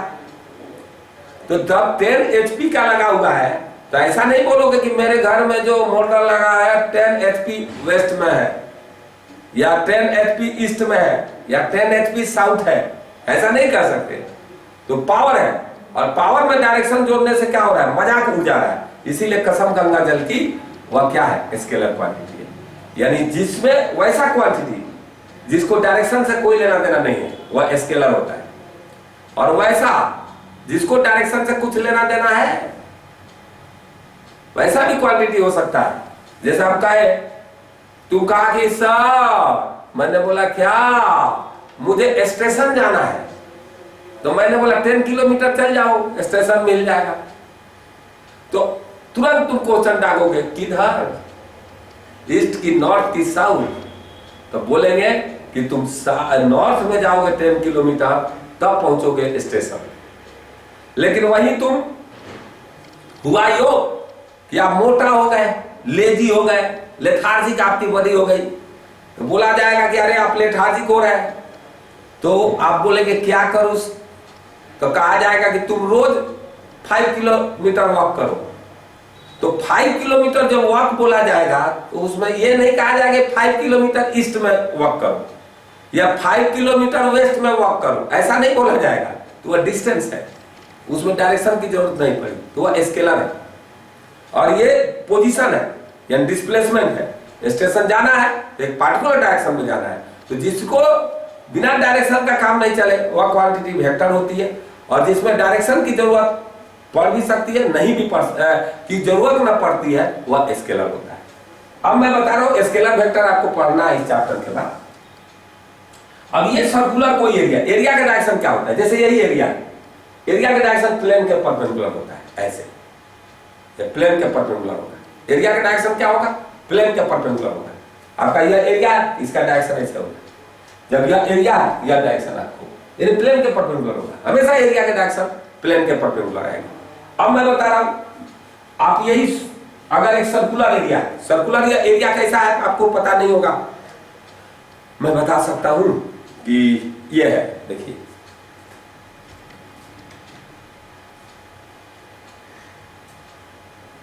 सपोज कि ये सर्कुलर एरिया है और ये सर्कुलर एरिया जो है इसका यह एक्सिस है, और इस सर्कुलर एरिया के कारण आपको इस एक्सिस पर एक पॉइंट लो और वहां आपको क्या निकालना है, यहां पर निकालना है क्या, आपको एंगल, सॉलिड एंगल निकालना है।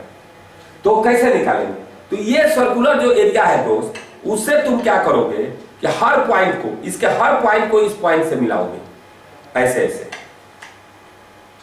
ऐसे, इस पॉइंट को भी यहां से मिलाओगे, इस पॉइंट से भी यहां मिलाओगे, इस सबको अंदर वाला भी, सारे पॉइंट को इस पॉइंट से मिलाओगे। अब बताओ सब मिला दोगे तो कैसा बन जाएगा ये से, बोलो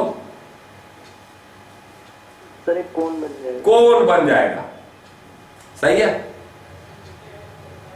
आपको अपने खुद विजुअलाइज करना पड़ेगा, कोन बन जाएगा, चारों तरफ से इस एरिया का इससे मिला दोगे, अंदर बाहर सब मिला दो तो एक सॉलिड कोन बन जाएगा, गाजर टाइप का बन जाएगा। सबसे अच्छा फेवरेट आपका गर्मी का क्या होता है, बोल दीपाली, सबसे फेवरेट तेरा गर्मी में क्या होता है खाने में, आइसक्रीम। देखो तुम लोग समझ तो रहे हो, आइसक्रीम। अब मान लो कि तुम पापा से पैसा तुम लोगों ने ले लिया और गया आइसक्रीम खाने, पापा तुम दे दिए, कह रहा है जल्दी आ जाना, तो मजबूरी है कि बेचारा को आइसक्रीम खिला देंगे तो हो सकता है पढ़े, 2 घंटा ज्यादा पढ़ ले। आजकल पेरेंट्स तो चाहता है कि भाई आधा घंटा 2 घंटा ज्यादा पढ़ लेगा तो कुछ फायदा हो जाएगा। तो आप आइसक्रीम लेकर दुकान से आ रहे थे, बीच में दोस्त मिल गया। अब वह दोस्त आपका मिलेगा तो आप क्या करेंगे? जैसे आप राम है, आपका दोस्त श्याम मिल गया, तो आप क्या लेकर आ रहे थे दोस्त? आइसक्रीम। हाथ में आइसक्रीम लेकर चल रहे थे, पहले दोस्त मिल गया। अब दोस्त मिल गया तो बगल में हम बात करेंगे, पापा भले थोड़ा डांटेंगे लेकिन दोस्त दोस्त होता है। तो अपना बाएं हाथ में तुम आइसक्रीम ऐसे पकड़े रहोगे, अब बात करना शुरू करोगे। लेकिन याद रहे कि तुम्हारा वॉच, तुम्हारा जो घड़ी होती है वह इसी हाथ में होती है, यहां पहने हो घड़ी। अब क्या होगा, बात करते करते कोई बात निकल गई जो बहुत मजेदार बात है, अब वह बात आप सुनने लगे एक दूसरे को, पहले टाइम पास हो गया, पहले याद आएगा पापा का, जब पापा डांटेंगे तो धन से करोगे, तो घड़ी है देखोगे, लेकिन आइसक्रीम पिघला हुआ रहेगा उस समय तक ले, सारा आइसक्रीम नीचे आ जाएगा। और दोस्त कसम गंगा जल की, वह जो आइसक्रीम पूरा गायब हो गया, अब बचेगा क्या? खोखा। बड़ा दुख लगेगा, पापा से झूठ बोलना पड़ेगा कि खा गए लेकिन हुआ क्या? तो वह सेब कैसा बनेगा मैं दिखाता हूं आपको।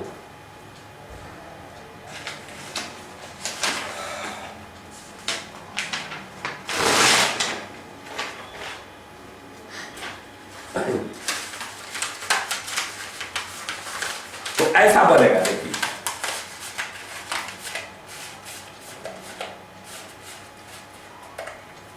ऐसा। अब देख, इसमें पहले आइसक्रीम था, अब नहीं है, तो नहीं है तो इधर देखो, ये यहां पर एक भोकड़ी बना है। भोकड़ी समझ रहे हो? कैविटी। वह कैविटी जो है थोड़ा फैला ले, तो यहां पर जाकर के ये कैविटी को समझो, ये कैविटी जो है यहां जाकर के, ये कैविटी ये इस पॉइंट पर नजर आ रहा होगा, इधर से इस पर एपेक्स पर, वही सॉलिड एंगल है। आई बात समझ में? कुछ फील आया कि हम ही बचर बचर कर रहे हैं जी? हाँ, गाली देने का मन कर रहा है कि क्या पढ़ा रहा है, कुछ समझ में नहीं आ रहा है। हेलो, गाली देने का मन कर रहा है तेरे को? No sir. समझ में आ रहा है सबको? Yes sir. अब देखिए, मैं आपको एक और राज की बात बता रहा हूं, ये सॉलिड एंगल कैसे बनेगा। तो देखो, यह एक्सिस पर अगर कोई पॉइंट ले लिया यहाँ की, तो सारे पॉइंट को यहां से मिला दो यहां से मिला दो, ये मिला दो दोस्त, सारे पॉइंट को मिला देना, जैसे वहां मिला रहे थे। तो सारे पॉइंट को मिलाओ या किनारे वाला को मिलाओ, बात तय कही होगा। अरे भैया हो, ए भैया देखो, इस सारे किनारे वाला को भी मिला दोगे तो काम चल जाएगा, अंदर वाला तो अंदर छुप जाएगा। तो ये कोण बन गया, और ये कोण जो बना, तो यहां जो एंगल बना वो सॉलिड एंगल होता है। तो जैसे theta equal to L by R होता है, तो अगर यह एरिया तुम्हारा ds है, ds छोटा एरिया मान लो डेल्टा S, बहुत छोटा एरिया, स्मॉल एरिया,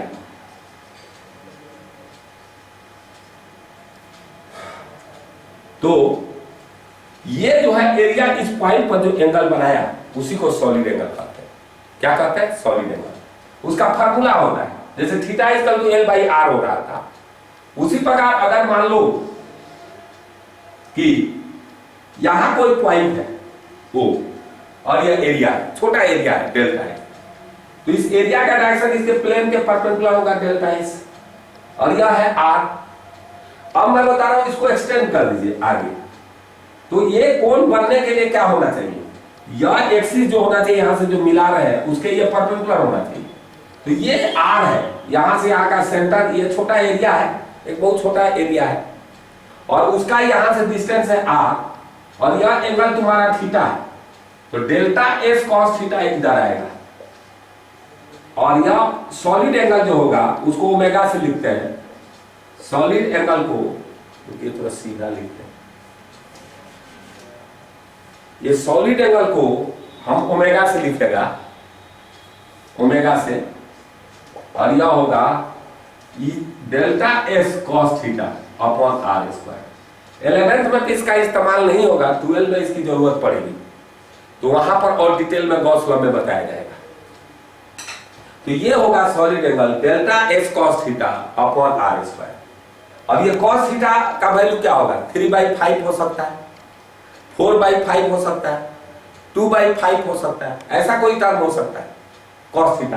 तो कॉस थीटा का तो कोई यूनिट नहीं होगा, कॉस थीटा थोड़ा होता है 2/5 मीटर, ओनली 2/5 होता है, 1/5 हो सकता है, 3/5 हो सकता है। तो एक प्योर ये क्या है, डिजिट है, नंबर है।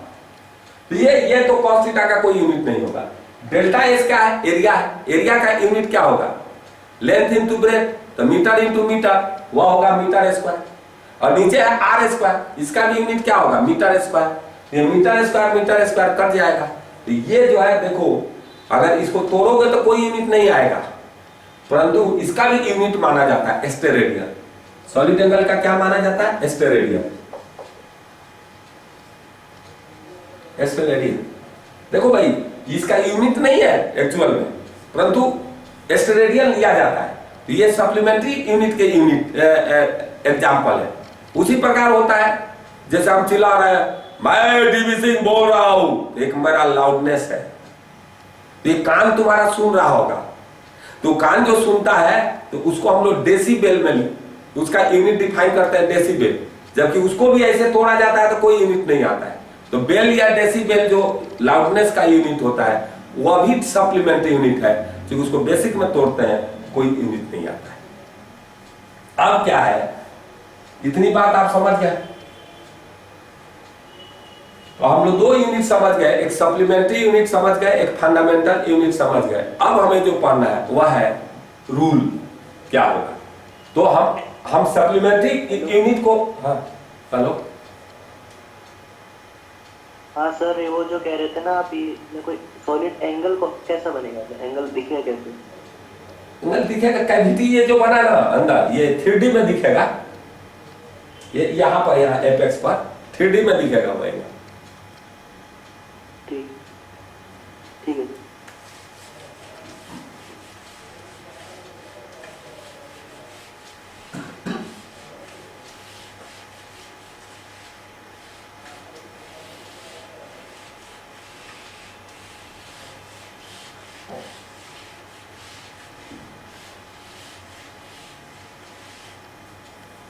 दूसरी बात आपको समझाना चाह रहा है, ये सप्लीमेंट्री यूनिट को छोड़ करके वह हमारा कोई जो नहीं सप्लीमेंट्री यूनिट उसको ओबे करे, तो कुछ लॉ बना है, लॉ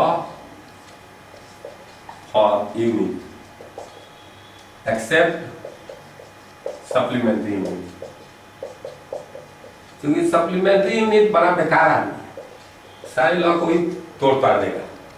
तो हम सप्लीमेंट्री यूनिट को छोड़ करके फंडामेंटल और डिराइव यूनिट के लिए हम कुछ लॉ बना रहे हैं। आई बात समझ में? तो वो क्या होगा,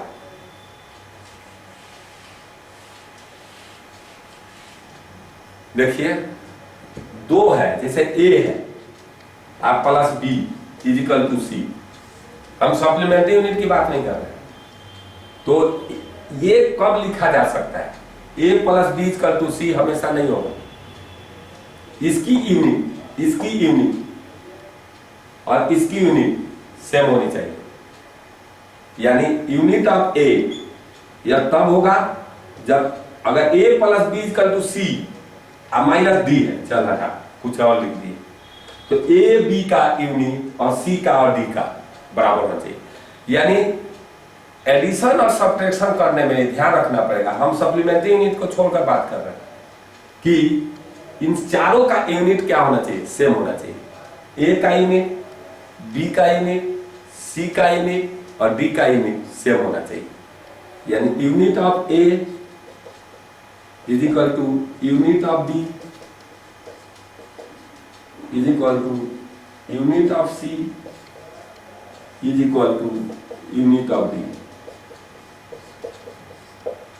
unit of A is equal to unit of B is equal to unit of C is equal to unit of D. इन सबका यूनिट, अगर इसका न्यूटन हो गया तो इसका भी न्यूटन होगा, इसका भी न्यूटन होगा और इसका भी न्यूटन होगा। इनमें कोई दिक्कत नहीं होना चाहिए आपको।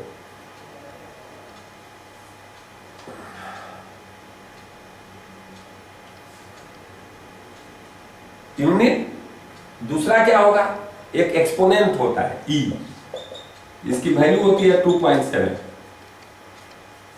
तो आपको जानना चाहिए ये 2.7 समथिंग होता है, एग्जैक्ट 2.7 नहीं होता है, और कुछ होती है, नियरली ले लिए अप्रोक्सीमेटली।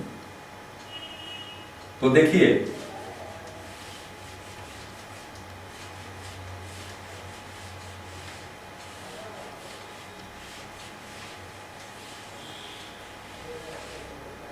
E इक्वल टू 2.7 होता है। तो E इक्वल टू अगर 2.7 है तो यहां देखो, ये अगर कहीं दिया हुआ है, सप्लीमेंट्री यूनिट की बात नहीं कर रहे, वह हो सकता है, किसी का भी हो सकता है। अगर E का पावर माइनस E का पावर x दिया हुआ है, समझिए ये दिया हुआ है, तो इसका कोई यूनिट नहीं होगा, लेकिन सप्लीमेंट्री यूनिट हो सकता है, ध्यान रखना है। सप्लीमेंट्री यूनिट का तो तोड़ने पर यूनिट नहीं आता है ना, तो सप्लीमेंट्री यूनिट कुछ भी हो सकता है, लेकिन किसी का भी हो सकता है, नो यूनिट। सप्लीमेंट्री यूनिट छोड़ करके हम बता रहे हैं, और इसका भी कोई यूनिट नहीं होगा, नो यूनिट। सप्लीमेंट्री यूनिट हो सकता है, उसको छोड़कर डिराइव और फंडामेंटल यूनिट नहीं होगा। No derive and fundamental unit, या लिख लो no derive and fundamental unit, और क्लियर हो जाएगा। No derive and fundamental unit, no derive and fundamental unit, इनका नहीं, पूरा का भी नहीं होगा और एक्स का भी नहीं होगा। उसी प्रकार देखो, अगर कहीं साइन एक्स लिखा हुआ है या कॉस एक्स लिखा हुआ है, इसका नो यूनिट,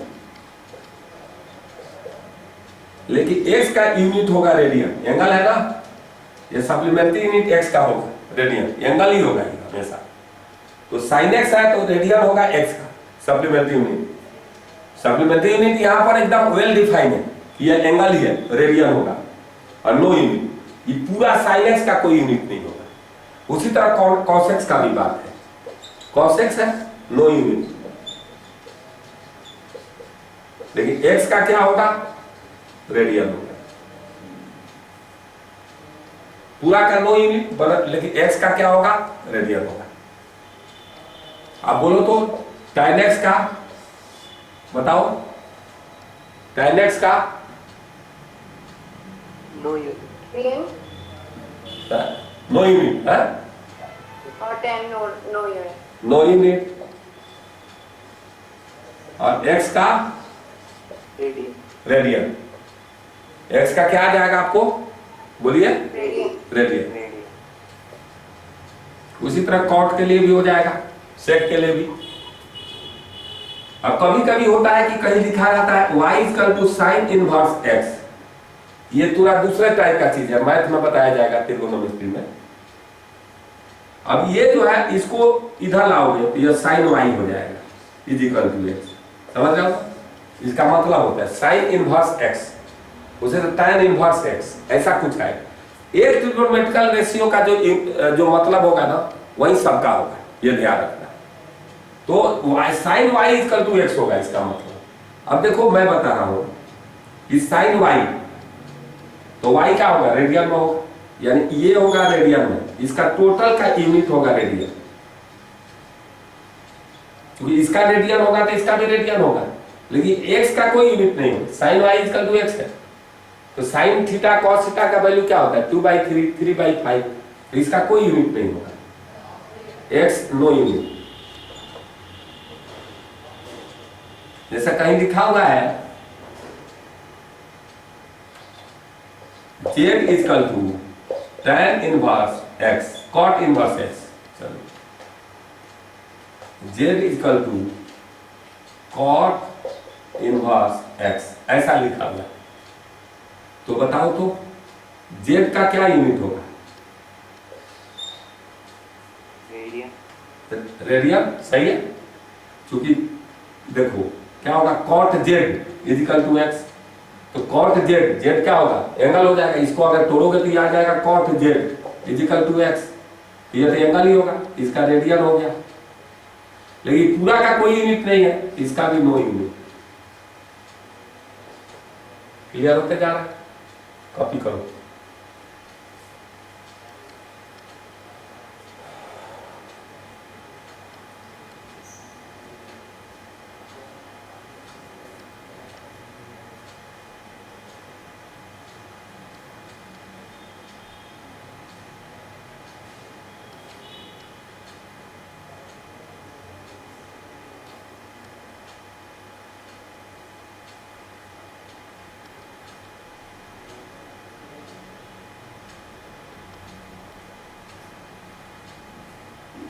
ठीक है जी। हेलो, सभी समझ रहा है? अब थोड़ा सा मैथ भी पढ़ते रहेंगे यहाँ पर, तो थोड़ा बहुत मैथ भी करते रहेंगे बीच बीच में, स्लाइटली थोड़ा बहुत हम लोग मैथ सीखेंगे। पहले अभी थोड़ा सा इसी को आगे बढ़ाते हैं। अब यूनिट जो आता है लॉगरिथम है, जैसे कई लॉगरिथम होता है ln x।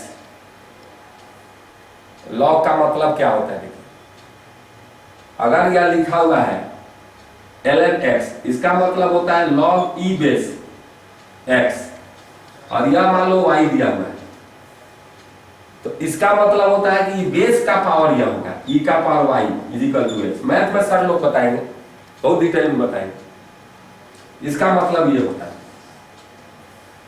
तो भाई यहां ना इसका यूनिट होता है, सप्लीमेंट्री को हम बात नहीं कर रहे हैं, तो इसका यूनिट नहीं होगा तो इसका भी नहीं होगा, नो यूनिट, इसका भी नो यूनिट। और पावर वाला का भी कोई यूनिट नहीं होता है, ये भी नो यूनिट। यानी इस टोटल का भी लॉग वाई का भी किसी का भी यूनिट नहीं है, यानी इसका भी नो यूनिट, इसका भी नो यूनिट, इसका भी नो यूनिट। ये ध्यान रखना पड़ेगा, इसमें किसी का भी, इसका भी नो यूनिट, इसका भी नो यूनिट, ये पूरा का भी नो यूनिट।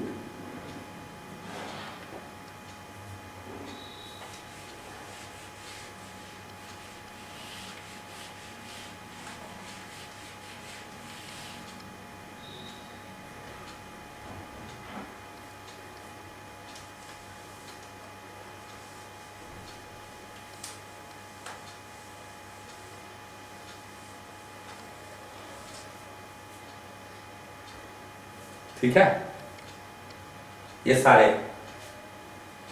अब जैसे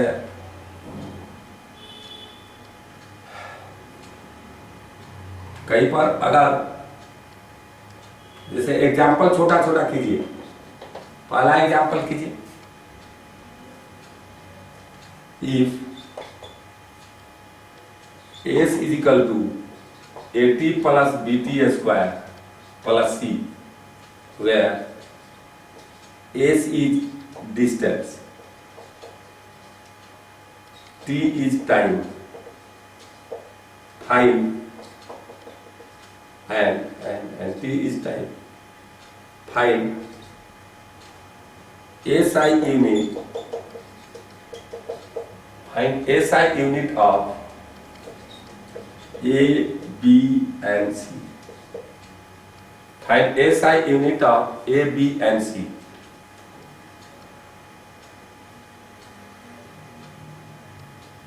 हेलो प्रियांश, हेलो,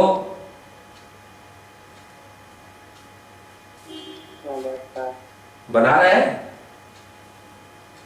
हेलो, जल्दी सोल्व कीजिए। शशिराज, आप सो गए क्या? आपने तो गौतम बुद्ध का शायद लगाया है। No sir. शांति में नहीं ना चले गए? नहीं सर। अशांत रहना जरूरी है नहीं। टीनेजर में होता है एकदम कूद जाना, देखो मैं 11 बरस का हूं, देखो मैं दौड़ सकता हूं, नहीं कूद सकता हूं, सेकंड फ्लोर से फर्स्ट फ्लोर पर कूद सकता हूं।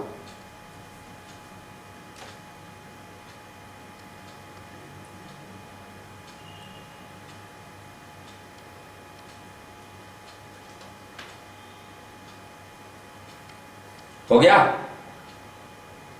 यस सर, हो गया। हाँ, तो बोलिए ए का यूनिट आपको क्या आ रहा है? मीटर पर सेकेंड। मीटर पर सेकेंड, सही जवाब। बी का? मीटर पर सेकेंड स्क्वायर। मीटर पर सेकेंड स्क्वायर, सही जवाब। और सी का? मीटर। मीटर। ये कैसे आया तो देखिए,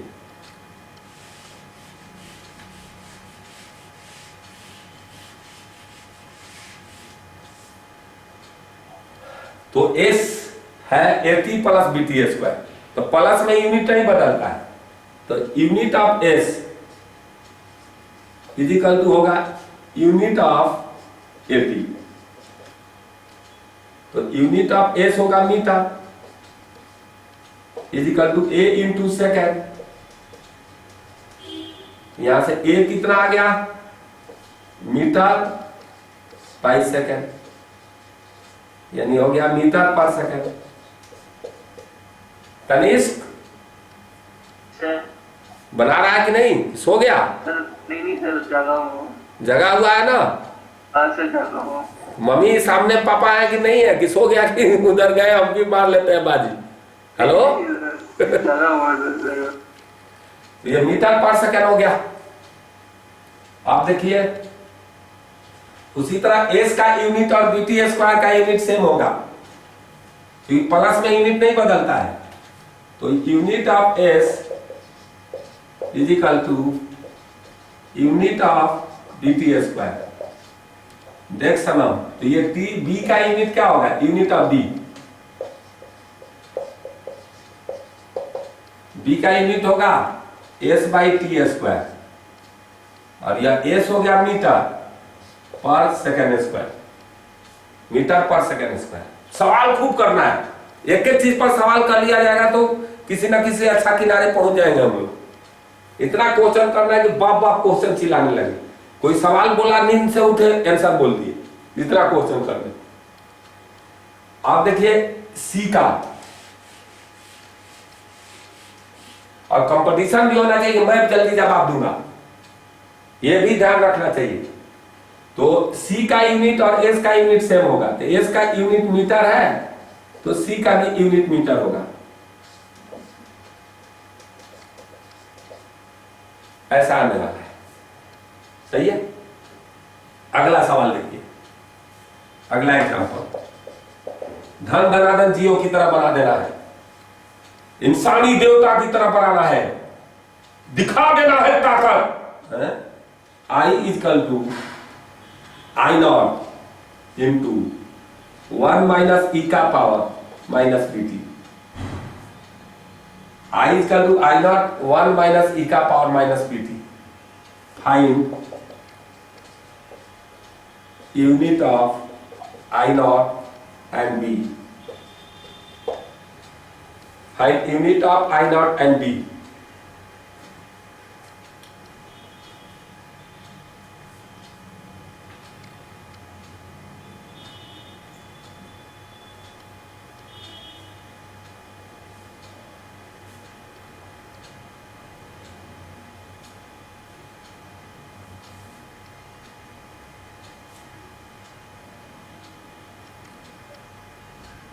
सर यहाँ पे आई क्या है?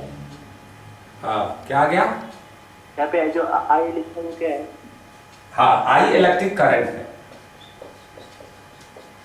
इलेक्ट्रिक करंट का एम्पियर होता है, सही, इलेक्ट्रिक करंट का एम्पियर होता है, बनाइए। और टी टाइम है, टी टाइम है। सर आई नॉट का होगा एम्पियर, हाँ आई नॉट का एम्पियर आ जाएगा। सही। बी का सेकंड इनवर्स। सेकंड इनवर्स नहीं बोलते, पर सेकंड बोल देते, नहीं। चलिए देखते हैं, यहां आई इक्वल टू हो गया I naught minus I naught E का power minus B T, I naught minus I naught E का पावर माइनस बी टी। अब देखिए इसका यूनिट और इसका यूनिट सेम होगा, क्योंकि माइनस है तो कोई मतलब नहीं है, तो आई नॉट का यूनिट आई के बराबर होगा, तो आई नॉट का यूनिट आई के बराबर माने एम्पियर हो गया। अब यहां देखिए ये यूनिटलेस होता है, इसका कोई यूनिट नहीं होता है, सप्लीमेंट्री की बात नहीं कर रहे हैं।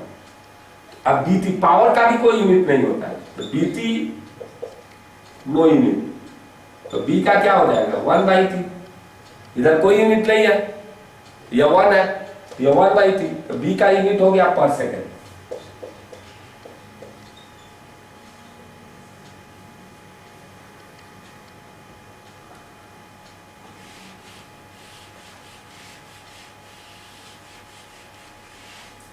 अगला example,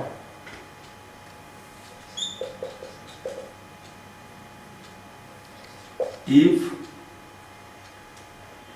S is equal to A square sine theta, sine square theta plus B square by T square cos square theta, B plus T square cos theta, cos square theta. Find here S is in metre and t is in second.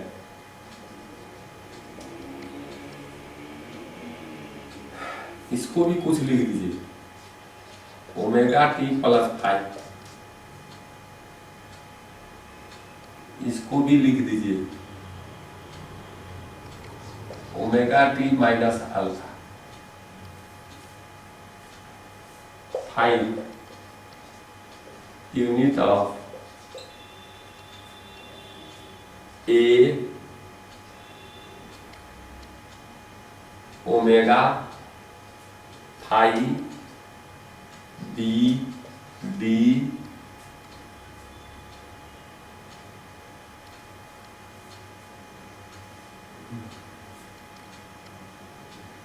And alpha.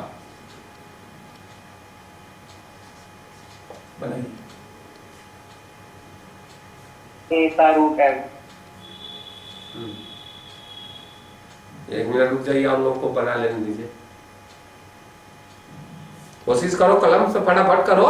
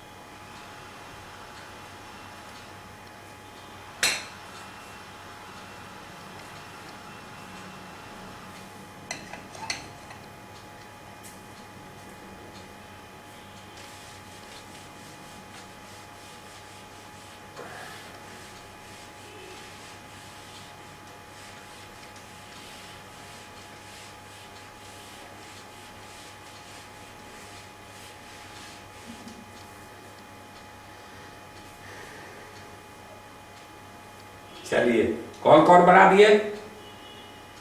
Hello,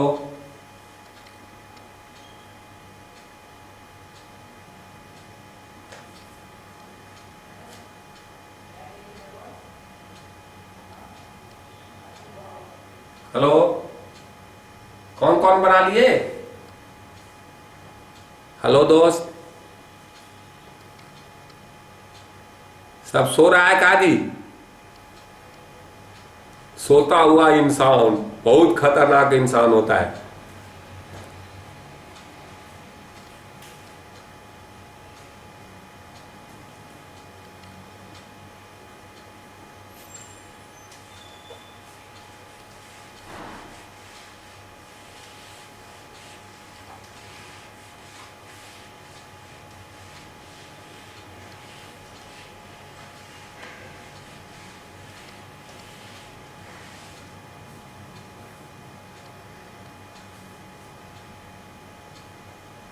तो देखिए,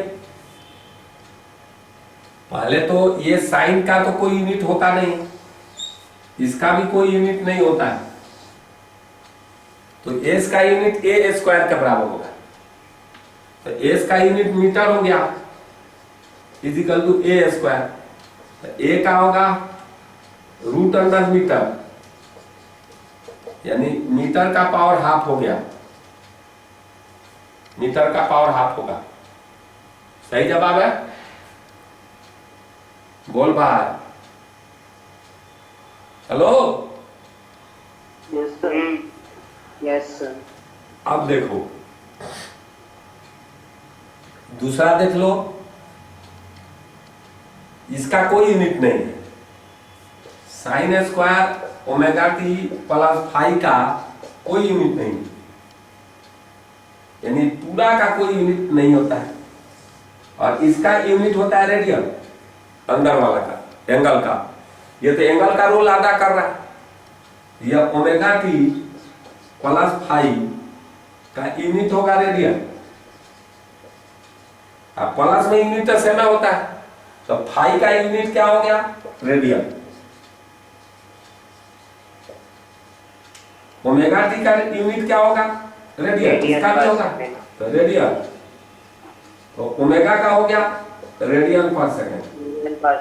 हाँ,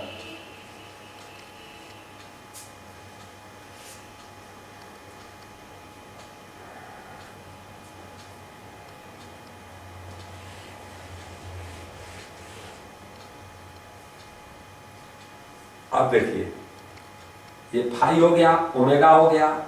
अब देखो यहां के बाद देखिए उसी तरह एस का यूनिट ये जो है इसका भी कोई यूनिट नहीं होगा, लेकिन अंदर एंगल का यूनिट क्या होगा? ओमेगा टी माइनस अल्फा का यूनिट होगा रेडियन, एंगल है। इसका तो मतलब नहीं है, निकल चुका रेडियन पर सेकंड ओमेगा का। अल्फा का यूनिट होगा रेडियन, ठीक है। अल्फा का यूनिट क्या होगा? रेडियन। दूसरा आप देखिए, ये दो चीज आपको टर्म समझ में आ गया। अब देखिए इसका यूनिट इसके बराबर होगा, तो एस का यूनिट क्या होगा? मीटर होगा। और इधर हो गया B square by B plus T square. अब डी और टी स्क्वायर का यूनिट सेम होगा, तो यूनिट ऑफ डी कितना आ गया भाई? ये प्लस में है, इसका यूनिट सेम होगा, तो इसका सेकंड स्क्वायर है तो इसका भी सेकंड स्क्वायर हो गया।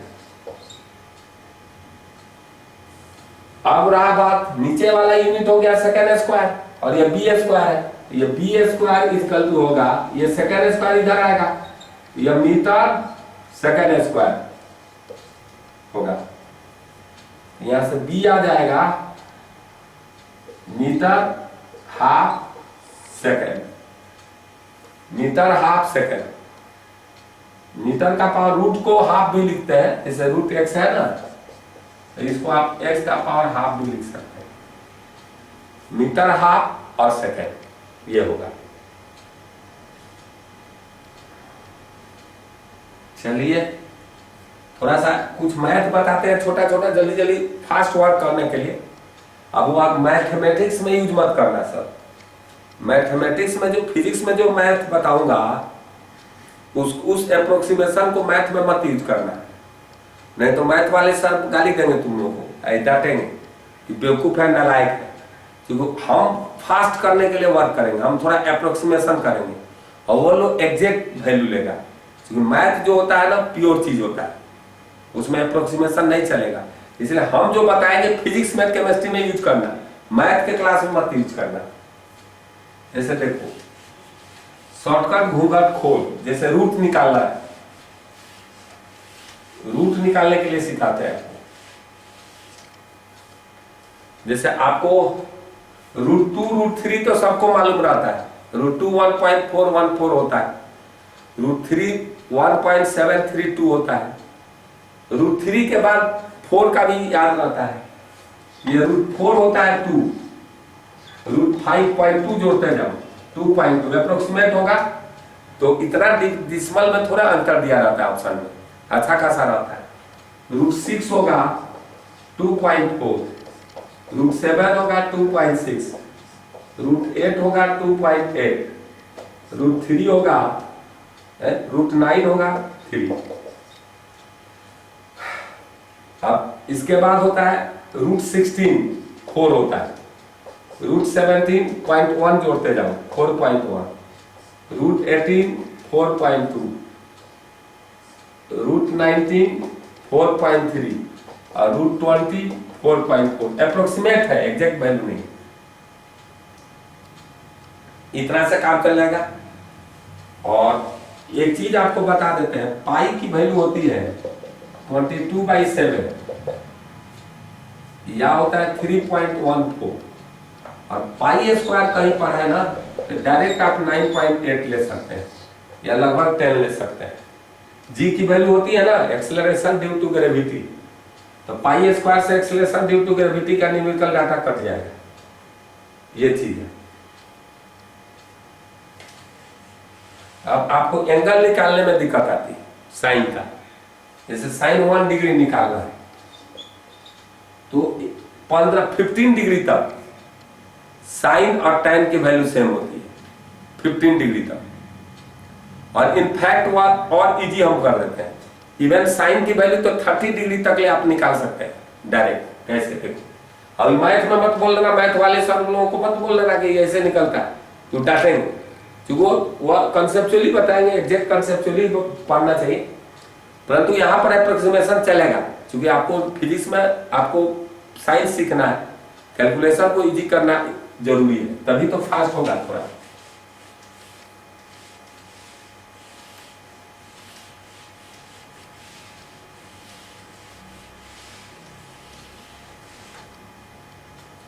जैसे यहां पर एंगल बहुत छोटा होता है, जैसे साइन बहुत एंगल छोटा है, एंगल माने रेडियन में एंगल, जैसे साइन 1 डिग्री है तो ये sine theta for small angle,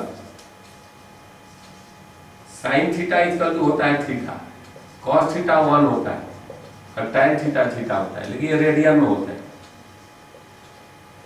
ये रेडियन में होता है, डिग्री में नहीं। जैसे आपको साइन 1 डिग्री निकालना है, फिजिक्स में निकालना है तो कोई दिक्कत नहीं, इसको 1 डिग्री इंटू π/180 कर दो, रेडियन बदल दो, आ गया आंसर π/180, π/180 डिग्री। अब साइन 2 डिग्री निकालना है, चलो तो ठीक है, sine theta equal to theta, लेकिन थीटा रेडियन में होना चाहिए, ये 2 डिग्री इंटू π/180, ऐसा ऐसा होते जाएगा। जैसे साइन 10 डिग्री निकालना है आपको, नो प्रॉब्लम, तो 10 इंटू π/180 कर दो। इवन साइन की वैल्यू तुम कहाँ ले सकते हो, 30 तक ले पूरा अप्रोक्सीमेशन अच्छा खासा आ जाता है। जैसे साइन 30 डिग्री है तो यह हो जाएगा कितना, 30 इंटू π/180, अब यह हो गया 6, तो π/6, अब देखो ये कितना आता है, 3.14/6 या 0.5 है के आसपास है। एरर तो आना शुरू करेगा ही ना, अप्रोक्सीमेशन लेते हैं, लेकिन 15 डिग्री तक आप एग्जैक्ट ले सकते हैं, 15 डिग्री तक ले आप ले लो, 15 डिग्री तक ले, कॉस में मत लेना, सिर्फ साइन और टैन में 15 डिग्री पर 15 डिग्री तक 15 डिग्री तक sign theta cos theta theta का वैल्यू सेम होता है। जैसे आप टैन 1 डिग्री निकालना है तो यह होगा टैन थीटा थीटा होगा 1 इंटू π/180, टैन आपको 10 डिग्री निकालना है तो यह होगा 10 इंटू π/180,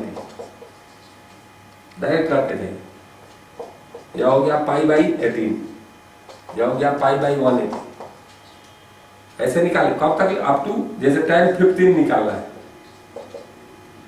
तो यह होगा 15 इंटू π/180, आप ऐसा कर सकते हैं, अप्रोक्सीमेशन है, ये मैथ में यूज नहीं करेंगे हम लोग, फिजिक्स केमिस्ट्री में यूज कर लेंगे ताकि कैलकुलेशन फास्ट हो जाए। आज तो थोड़ा सा अगला दिन से होमवर्क आना शुरू करेगा, जो मिला है आपको डीपीपी उसमें थोड़ा सा हम कोशिश करते हैं कुछ सवाल देने का, होता है कि नहीं। जैसे आप क्वेश्चन नंबर 1 बनाइएगा, 1 में छोटा छोटा सवाल है, 9 सवाल है उसमें, 1 बनाइएगा, फिर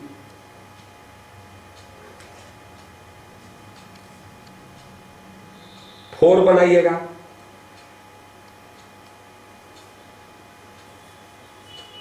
5, 6, 7, ये सब एसी वर्मा की किताब से भी पढ़िएगा थोड़ा सा, जैसे लेंथ का मीटर का डिफिनीशन देगा तो इस पर भी सवाल है इसमें, परंतु आप एसी वर्मा का आपके पास बुक होगा उसमें लेंथ का डिफिनीशन दिया होगा, उन सब से पढ़ करके इसको बनाइएगा। तेरा किताब भी पढ़ने की आदत रहनी चाहिए। इसके बाद है सेवन। ये रटा रटा है, किताब पढ़िएगा तभी पता चलेगा।